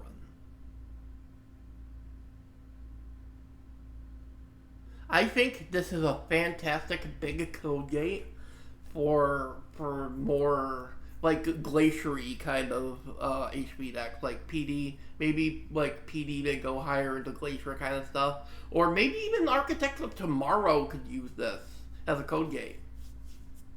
If you're like running a lot of Bioroid Ice that already taxes the runner on clicks already, like Bran, like a lot of the other Bioroid Ice, like Eli even, like Bran and Eli and stuff like that. And if you're playing like Architects of Tomorrow, which wants you to play a lot of Bioroids, this is a really good big code gate that backs those up. So I think this is going to be more for Bioroid decks.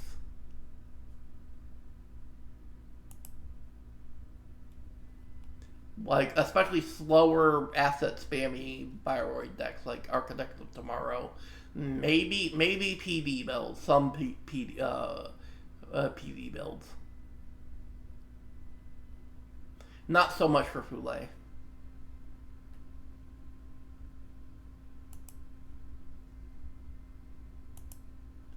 And here's the new HB tag punishment card, Greasing the Palm. Free for an operation transaction. Game 5. You may install 1 card from HQ without spending a click. That's pretty good.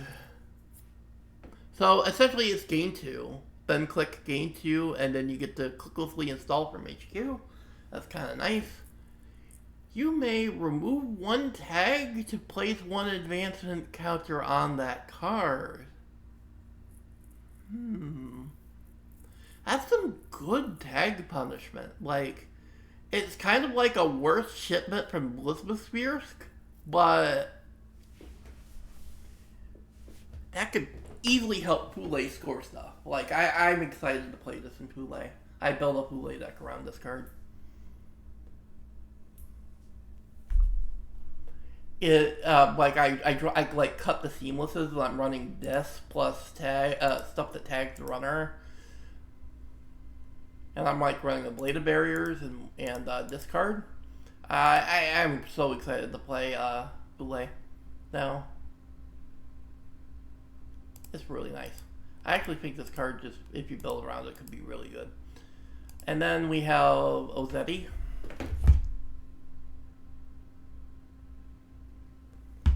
Who says the res cost of each piece of ice protecting the server is lowered by 2. Fret 4, he costs 1 to res, he upgrades it up. Fret 4, the res cost of each card in the root of the server is lowered by 2. When your turn ends, you may move this upgrade to a root of another server. So he just makes your stuff easier to res? Really? So, and you can move him around. So you can make other stuff, like, it makes your ice easier to res, makes your, like, assets a little easier to res. I don't know if he's worth a deck slot. I would have to cook a little bit. Like, I could see him being played in, like, a horizontal, very asset spammy deck. Especially, like, maybe PD.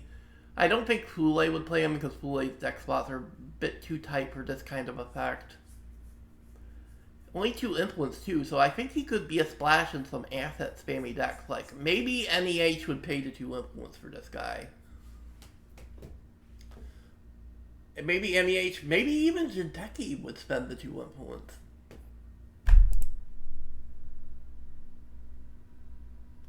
I'm not sure though. I would have to tinker with him.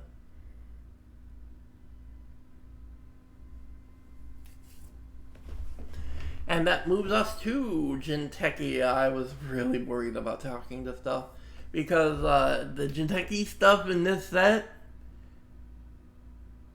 why do they keep printing these kinds of cards for Jinteki? I don't understand it. Why do they insist on Jinteki just always being the best deck? Like, without question.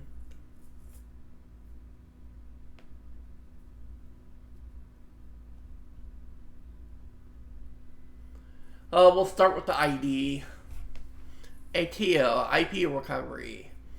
Identity division, 4515 standard. Limits 2 remote servers. The first time each turn you install a card in the root or protecting a remote server, you may install 1 card from HQ in the root or protecting another remote server, ignoring all costs. You cannot store the second card this turn. This is fucking weird, right? Because usually Jinteki plays pretty horizontal. They want to shell game you. They wanna like have a lot of stuff that you have to check, and checking that might cost you your life. But this is weird. Like they want to kind of design a thing where Jinteki just like glaciers up and like invests only in 2 remotes. And like limits themselves and kind of tries to play the game like a normal corp, like Leyland. That's weird. But they probably printed a lot of stuff to support this strategy. We'll see.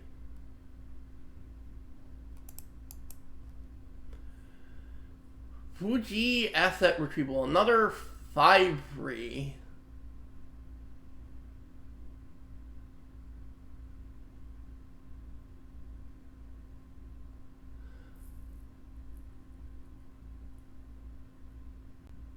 Well, it's just a 5-free that you take as a brick for deck building reasons. Agenda Bush Security. When this agenda is scored or stolen, do net damage.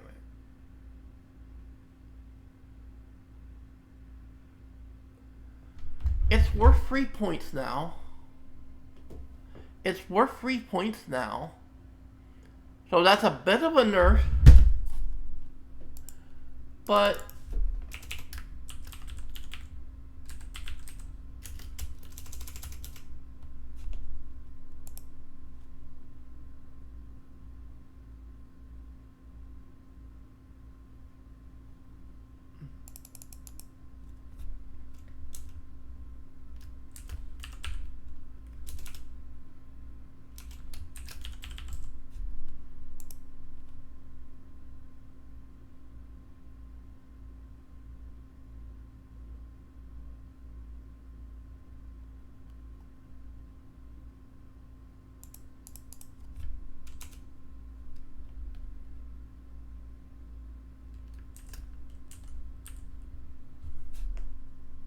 I tried to remember which card it was.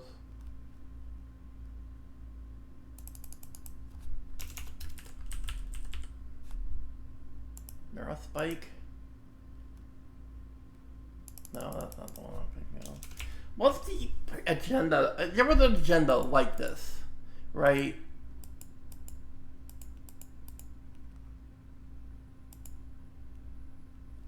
There was an agenda like this that was a 2-pointer that cost less to thing and it did 2 net damage. I guess Plastic Entanglement was similar, but it did like you had to score it and it did a lot more net damage if the runner had stolen a lot of agendas. So it sounds a familiar rule to this, but this is a defensive agenda that it's just a prize for you hide in your deck, and if the runner should hoping to steal it, yeah, they get the 3 points, but they're taking 2 net damage. Which means there are board states where you can get to in Jinteki where you've already done a ton of net damage to them. They could steal this agenda, take the 2 net damage, and be on like 1 card. Right?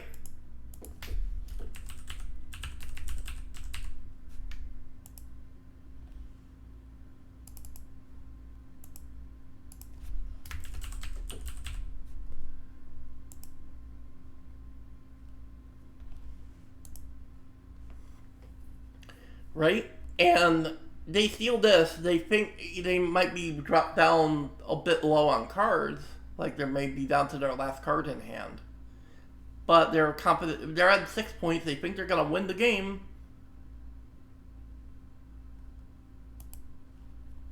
And until part 2 comes out, this card's still legal.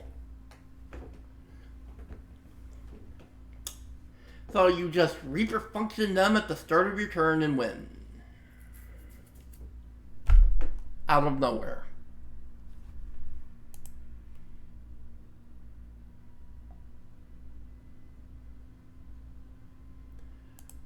Stop giving Jinteki free damage on fucking agendas. And don't let them resolve the net damage for the runner stealing it, for God's sake. Make Jinteki have to work to get their net damage. Rather than give them a really good defensive agenda they can just run as a brick to get to their agenda point count, get their agenda count high enough. They can just run this as a one-of brick that's just a good defensive agenda.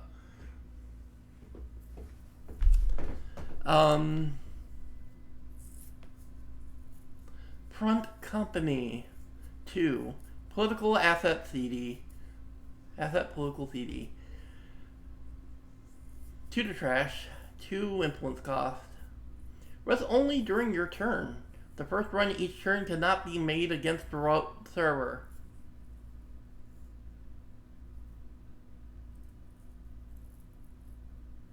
First time you turn around on archives again, if the server is not protected. If this server is not protected by ice,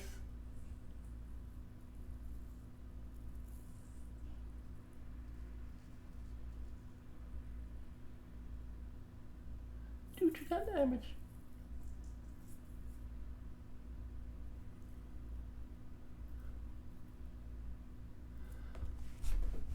Well, this certainly helps the archives win strat that runs like Nanny Grid and Regenesis a lot better.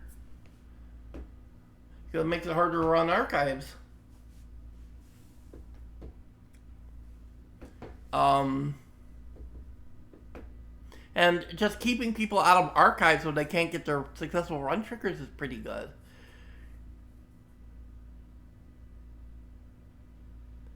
So you install this and you don't ice it up.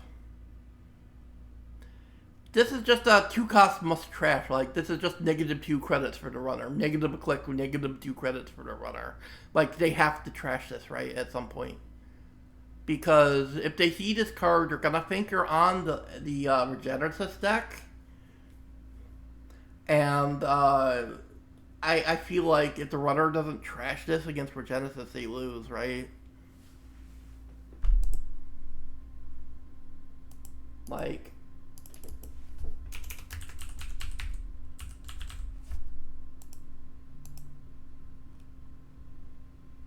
when you score, you have no corporate cards have been added to arcade system. You will face down the agenda archives and add it to your score area. I'm already seeing like a really sick Regenesis deck with this card.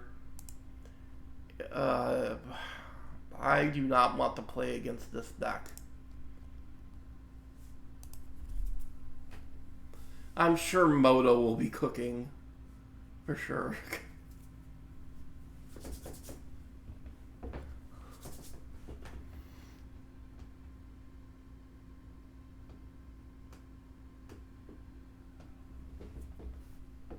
Oh yeah, Fetal AI. That was the one I was thinking of. A tinny 6/5, 6 cost, 5 strength, code gate AP. Fret free. The runner cannot spend credits with while 13 on this ice or result. Do 1 net damage while the runner pays 2. Do 1 net damage while the runner pays 2. Do 1 net damage while the runner pays. Well, assuming you reach fret free, which, let's be honest, if the runner should be running against you a lot, so they'll probably get the free points before you do, right? And once you hit fret free, this is kind of a nasty face check. Like, free net damage, just unless they have a decoder to break this. Like, if they face check this and they don't have a decoder, like, they have to take free net damage. Because once fret free's up, they can't pay the credits. I mean, obviously there's stuff like Boat that can get around this, but pretty nasty face check.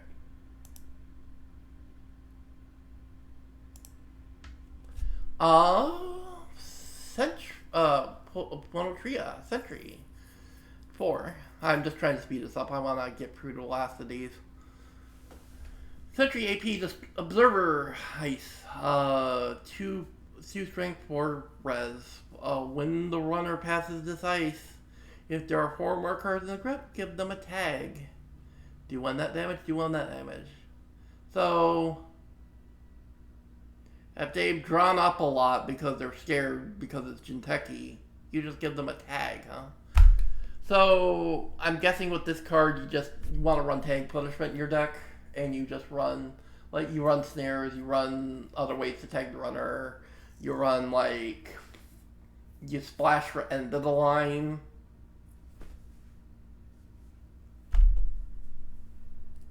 And you just try to kill them. Like, you're playing, like, PE, and you're just trying to kill.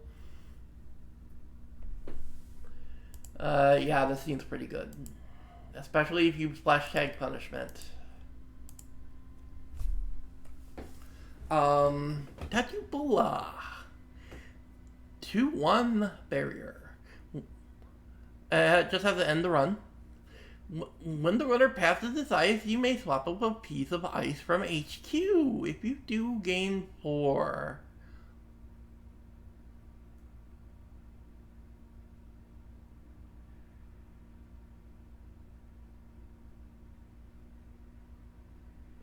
So you get to swap this with like what, a vamp you have in hand, or another expensive ice like this one we just looked at.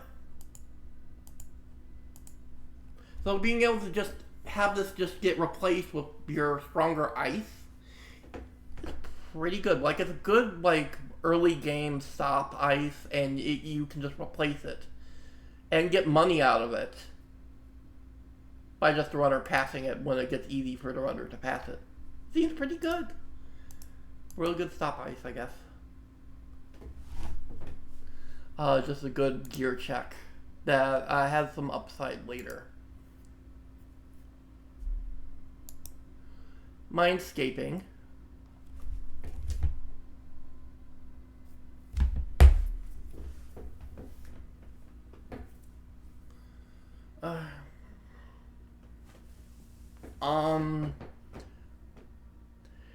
Operation Grey Ops 2. Resolve one of the following. Game 4 and draw 2 cards. Add 1 card from HQ to the top of R&D. Oh, what? Do you just stack a snare on top of R&D so they don't run R&D?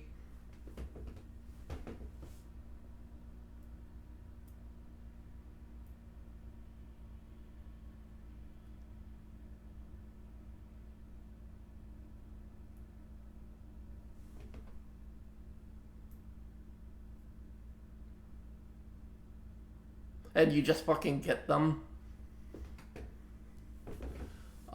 Because 4 is exactly how much credits you need to resolve snare. And the other one is do X net damage. X is equal to the number of tags the runner has up to 3. Well, shit, maybe you don't need to splash for end of the line to kill with this card. You could just run this and kill the runner that way.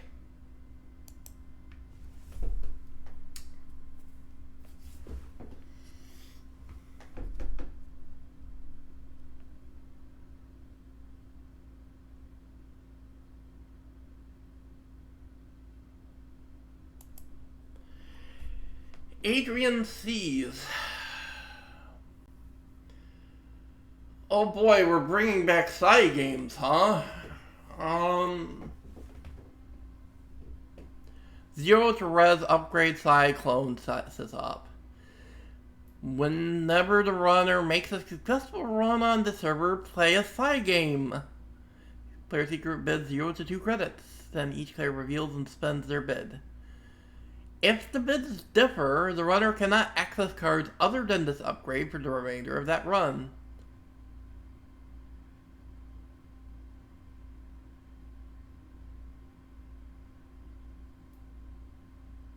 If the bids match, the runner cannot access this upgrade for the remainder of this run.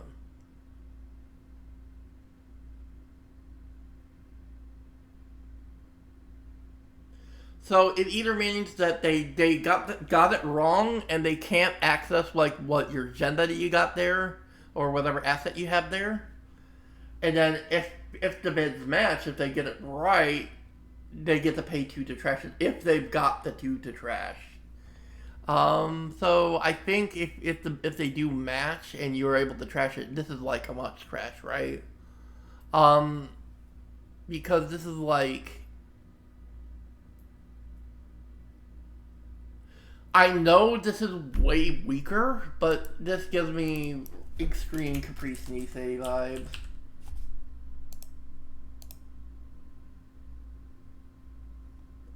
Obviously, Caprice is still stronger because ending the run is so much better.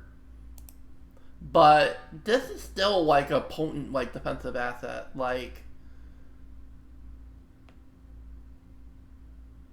I can't wait until I don't get to access stuff because I lost the Saya game again. That's fantastic.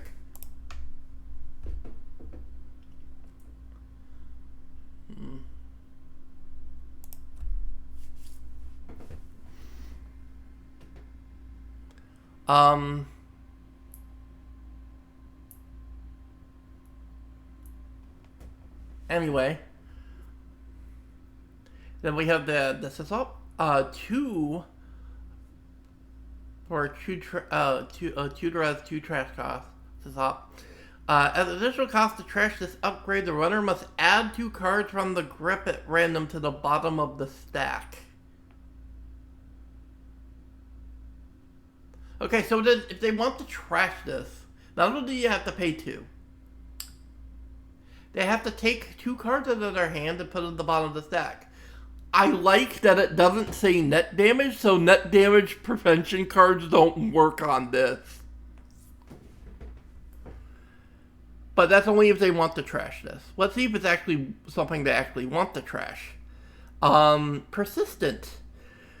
As an additional cost to steal an agenda from this server or its root, the runner must add 2 cards from the grip at random to the bottom of the stack. So yeah, they probably do want to trash this. Because then they have to go through that every time they want to try to steal an agenda from that server. This is crazy. Because the quote-unquote damage that this card does isn't called the damage, which means the prevention cards don't work on it. Why do they keep giving Jinteki the shit, man?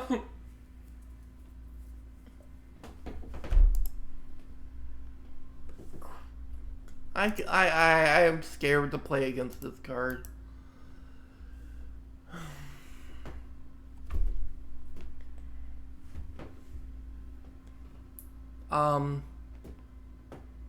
MBN. New identity. 4515. First time each runner runs to steal the treasure corp card, place 1 power card in this identity. Click hosted power card or look at the top 3 cards of R&D. You may install one of those cards.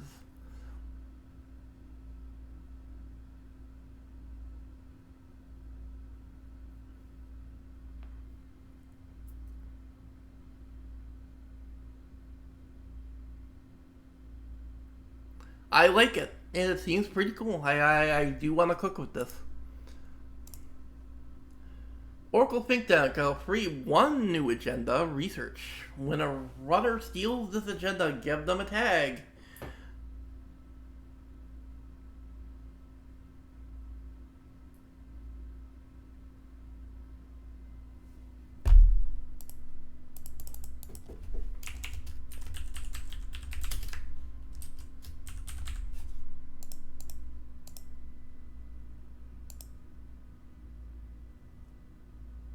Oh my god, they retrained breaking news.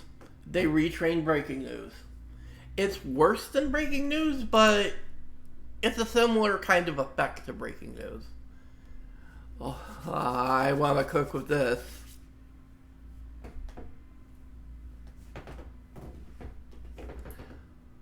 Very good defensive agenda. And if we do store it, we can click and remove a tag, shuffle this agenda into R&D.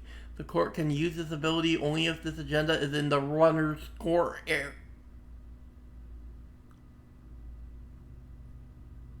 Ooh, this is a good defensive agenda. Being able to just yank this out of the runner's score area, shuffle it into our deck for removing a tag. That's some good tag punishment. Really good defensive agenda. I really want to cook with this.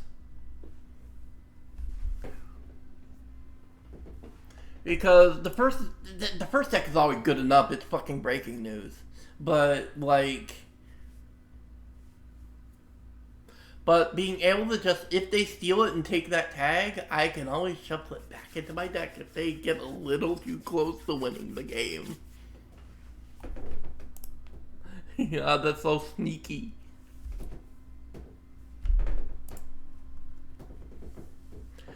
Balanced coverage, 1 to res, asset CD. When your turn begins, you may choose a card or type to look at the top card of RD. If you discarded the chosen site, you may reveal it and gain 2 credits. Trash cost free.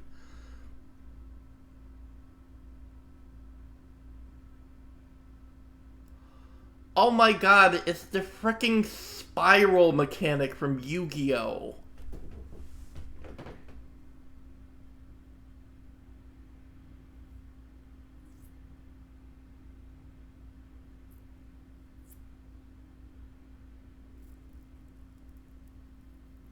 And there are probably ways that you can, other ways you can look at the top cards of R&D or rearrange the top cards of R&D that you will always hit this, kind of like Spiral Drone in Yu-Gi-Oh! So that could actually be like a good source of money, maybe, if you build a deck around that concept. But maybe not until we get there's some more cards that we can use that with. Maybe that would be more of a standard thing. I don't know. Behold, 0 asset ambush. When the runner is accessing this asset in RD, they must reveal it. When the runner accesses this asset anywhere except archives, they may pay 4. You may pay 4 to give them 2 tags.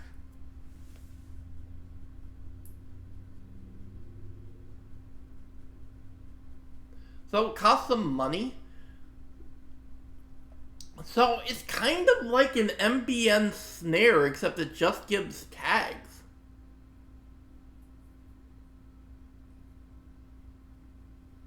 They gave MBN their own snare. Except it doesn't do damage, it just gives tags, which...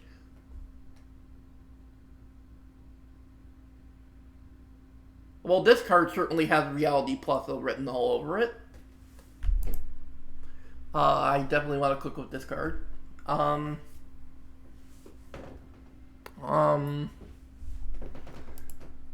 fundraising, political riches, also 0 cost res. When your turn begins, you may look at the top 3 cards of R&D and arrange them in any order. Then, if the server is not protected by ice, you may draw a card.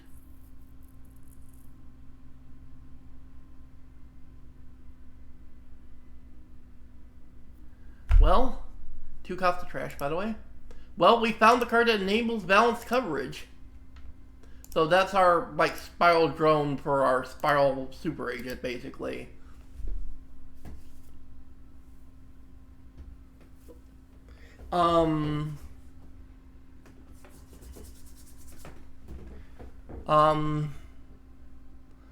So, and then we have some ice. We have Starlit Night. Ice Sentry Observer, rather. 5 strength, 5 res, 2 strength. Give the runner one tag, give the runner one tag. So it's, tag subroutines. So it's a tagger. Fret 4. When the runner encounters this ice, it gains X and the run subroutines for the render this run after its other subroutines. X is equal to the number of tags the runner has. So if they go tag me, this gains so many ETRs, it's ridiculous. Now, granted, Echo has that problem of losing. Granted that Banner kind of makes that kind of irrelevant, but it already has tag subroutines on top of it anyway, so that's just upside. Like, just being able to get these tags are kind of nice. And like, it's an early game sentry, you can res for 5. 5's a bit expensive to res for the early game, but face checking and having them get tagged early game is probably okay. And early tags are just, and you'll get that cost kind of if you're playing R+, and you flip this in R+, and they have to take the tag because they don't have a killer yet. That gets you some, that refunds a bit of this cost if you're playing R+. So I kind of like it.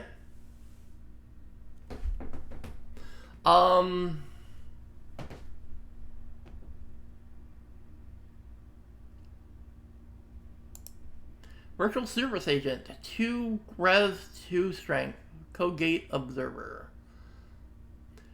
Whenever the runner passes this ice after encountering it, if they did not break its printed subroutine with a decoder during the encounter, give them a tag. And its only subroutine is the runner loses a credit.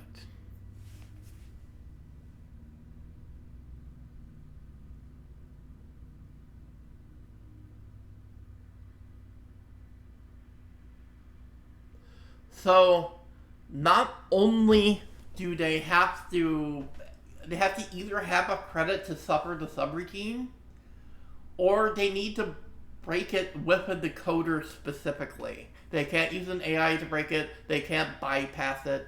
They have to, they have they have to break it with a decoder in order to not take the tag. So it's a nice cheap tech thing, Ice, right? Because I think they will just pay the credit to not get tagged, I think. And that's still one less credit that they have. And early game, they might not have the credit. They might have to take the tag.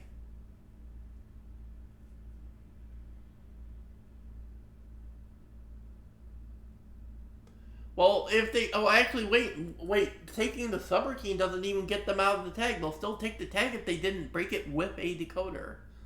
So... Even though they'll go, oh, whatever, it's just one credit, I'll just take this, it doesn't end the run or anything. They'll take the tag, though, and they'll care about that.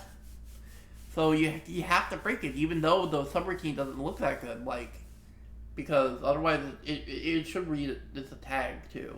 So they have to have a decoder to break this to not get tagged every time they go through this. That's a good early game Ice. I kind of like it. I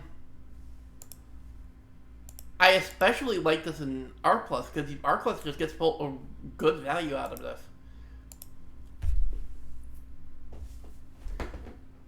Almost, granted, it kind of competes with Ping a little bit, but a cheap go gate to go with the cheap barrier is kind of nice. Well, not really, because what's it called? Ping is a barrier, and this is a code gate, so it pairs nicely with Ping.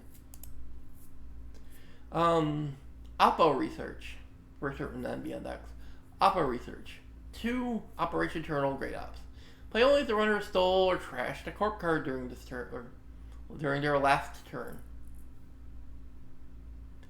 After you resolve this operation, your action phase ends, so you want to do this last click, probably. Give the runner 2 tags.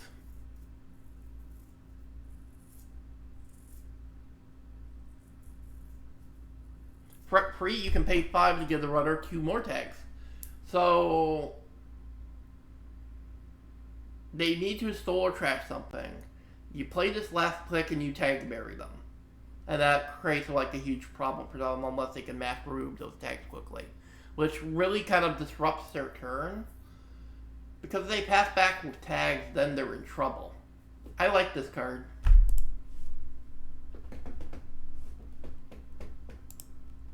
Your Digital Life. 2 Operation Traction. Game 1 for each card in HQ. But with enough card draw, this could be good. Like, this could make you, like, a decent profit. Decent little econ card. Especially if you've got draw cards. Like, you're on Planogram already, and you run this. This is that seems like a good amount of chunky econ along the Planogram.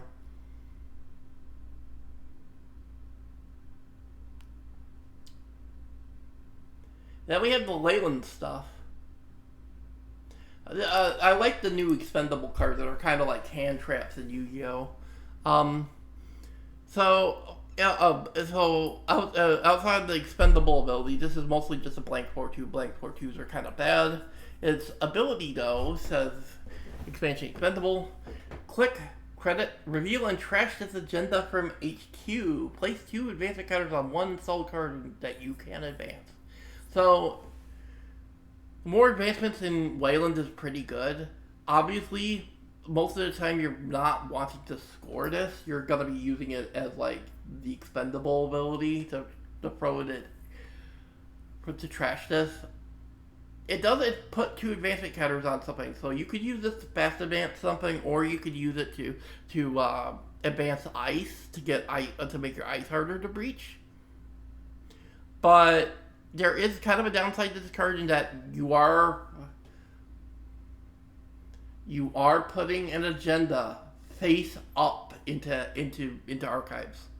Meaning, if you don't defend the archives well enough, the runner will know there's an agenda in there. So it's a high risk card, but I actually think the potential reward of the two advancement cutters might be worth it.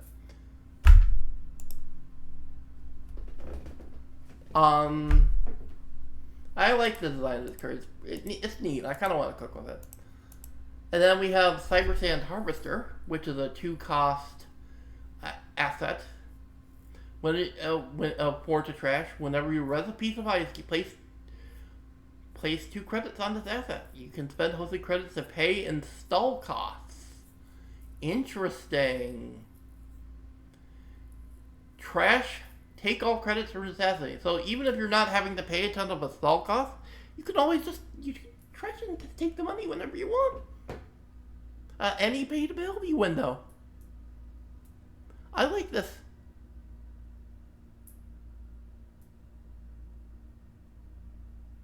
And if you're resing a lot of ice, like you play this in like Supermodernism or like any Wayland deck that's gonna glacier up, this is pretty nice.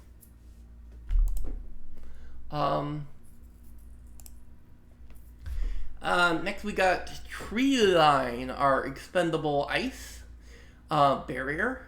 4/4, so 4 strength for 4 res. Pretty decent for a barrier so far.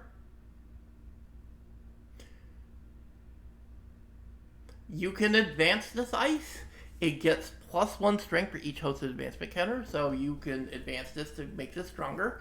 So it isn't stuck at 4 strength forever, which is nice. And its subroutine says gain a credit, end the run. So it's a cheap end the run ice that can scale if you advance it.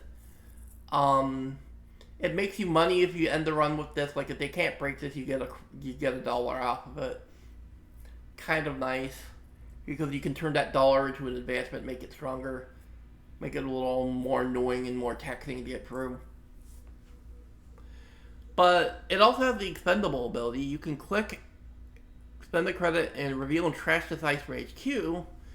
Place 3 advancement counters on another installed piece of ice. So if you draw multiple tree line, you could expendable this away and load up another tree line to get that tree line a lot stronger, a lot faster.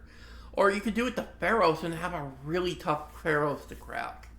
Like, let's say you ditch the tree line to do its effect and you load up Pharaohs. With, it's free, right? Yeah, free counters. So you pitch tree line for Pharaohs. And then you all of a sudden, to advance Pharaohs.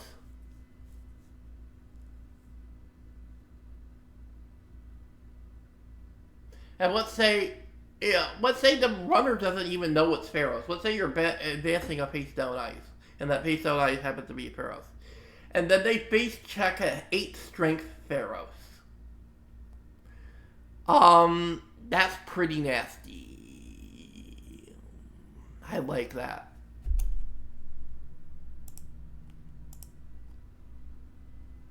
I like that a lot. Valentau. Codegate Illicit 6/5. 5 res, 6 strength. As an additional cost to res this ice, take 1 bad pub or remove a tag.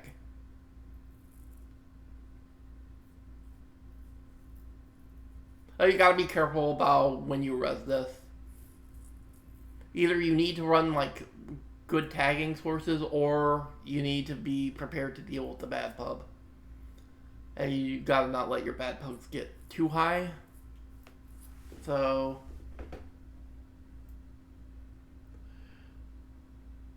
it's a 6 strength code gate.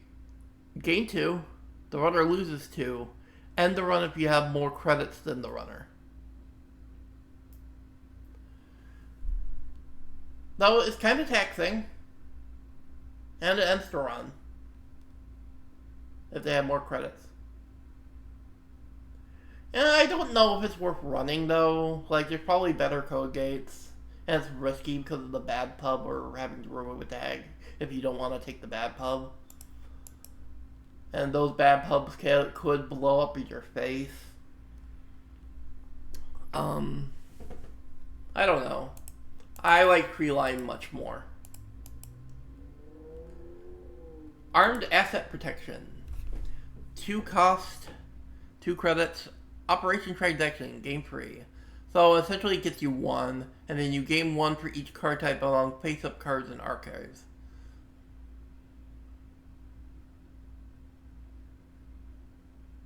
If any of those cards are agendas, you gain another 2.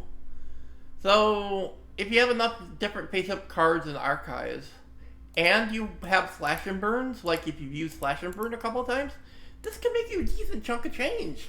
Like, that could actually be decent if you're playing Slash and Burns. Like, I could see myself playing this for money. And as long as we also have a lot of other stuff in archives that we want to get into face-up archives. Like, I could actually see myself playing this in OB, maybe? It seems like a good OB card, actually, because you're trashing a lot of stuff for OB.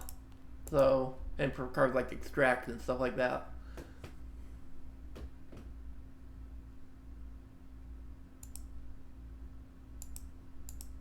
Pivot, 1 credit, Operation Double. This should have to play the spend the click. So it's 2 clicks, 1 credit. Search R&D for 1 operation or agenda and reveal it. Add that card to HQ. For free, you may play or install 1 card from HQ.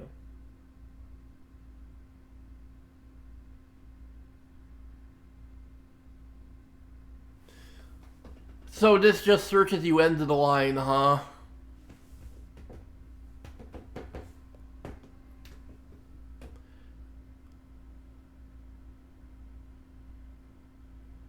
This is just a combo piece for the combo TM, huh? You just run this instead of Gaslight.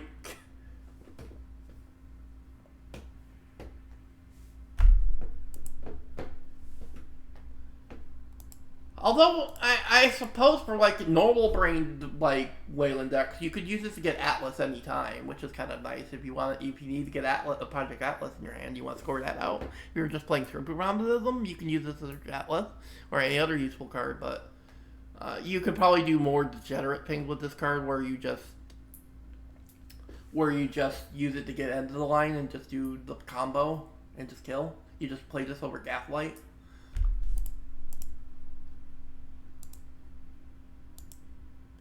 And speaking of kill,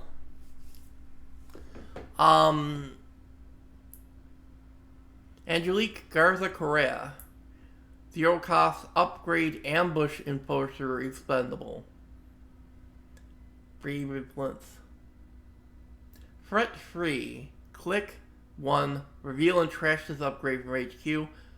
Do a meat damage. Just do a meat damage. Just do a meat damage at any paid ability window. Just win the game.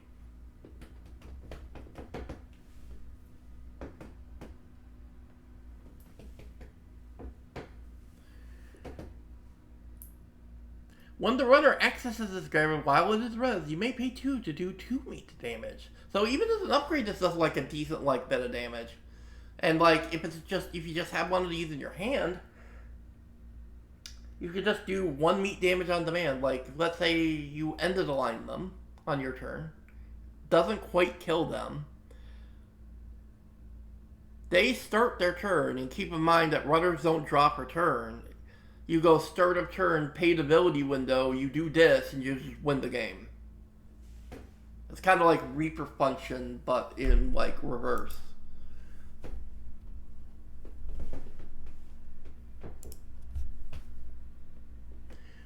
And then we have Tucana. 2, upgrade. Server only. Persistent. Whenever an agenda is scored or stolen from the root of this server, you may search R&D for 1 piece of ice. Shuffle R&D after searching it. Install and res that ice, paying a total of 3 credits less.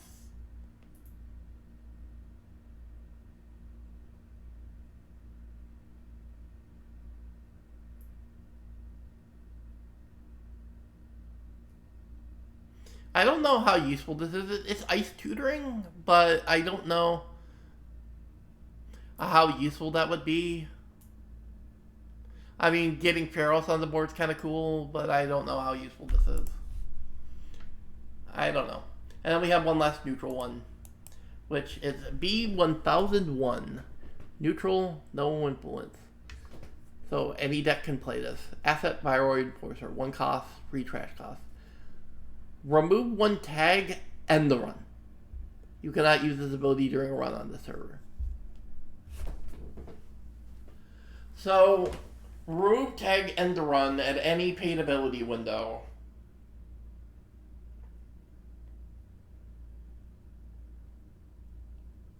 And every Corp deck can play this. Considering that every Corp deck seems to have ways to tag now. We're gonna see a lot of this guy.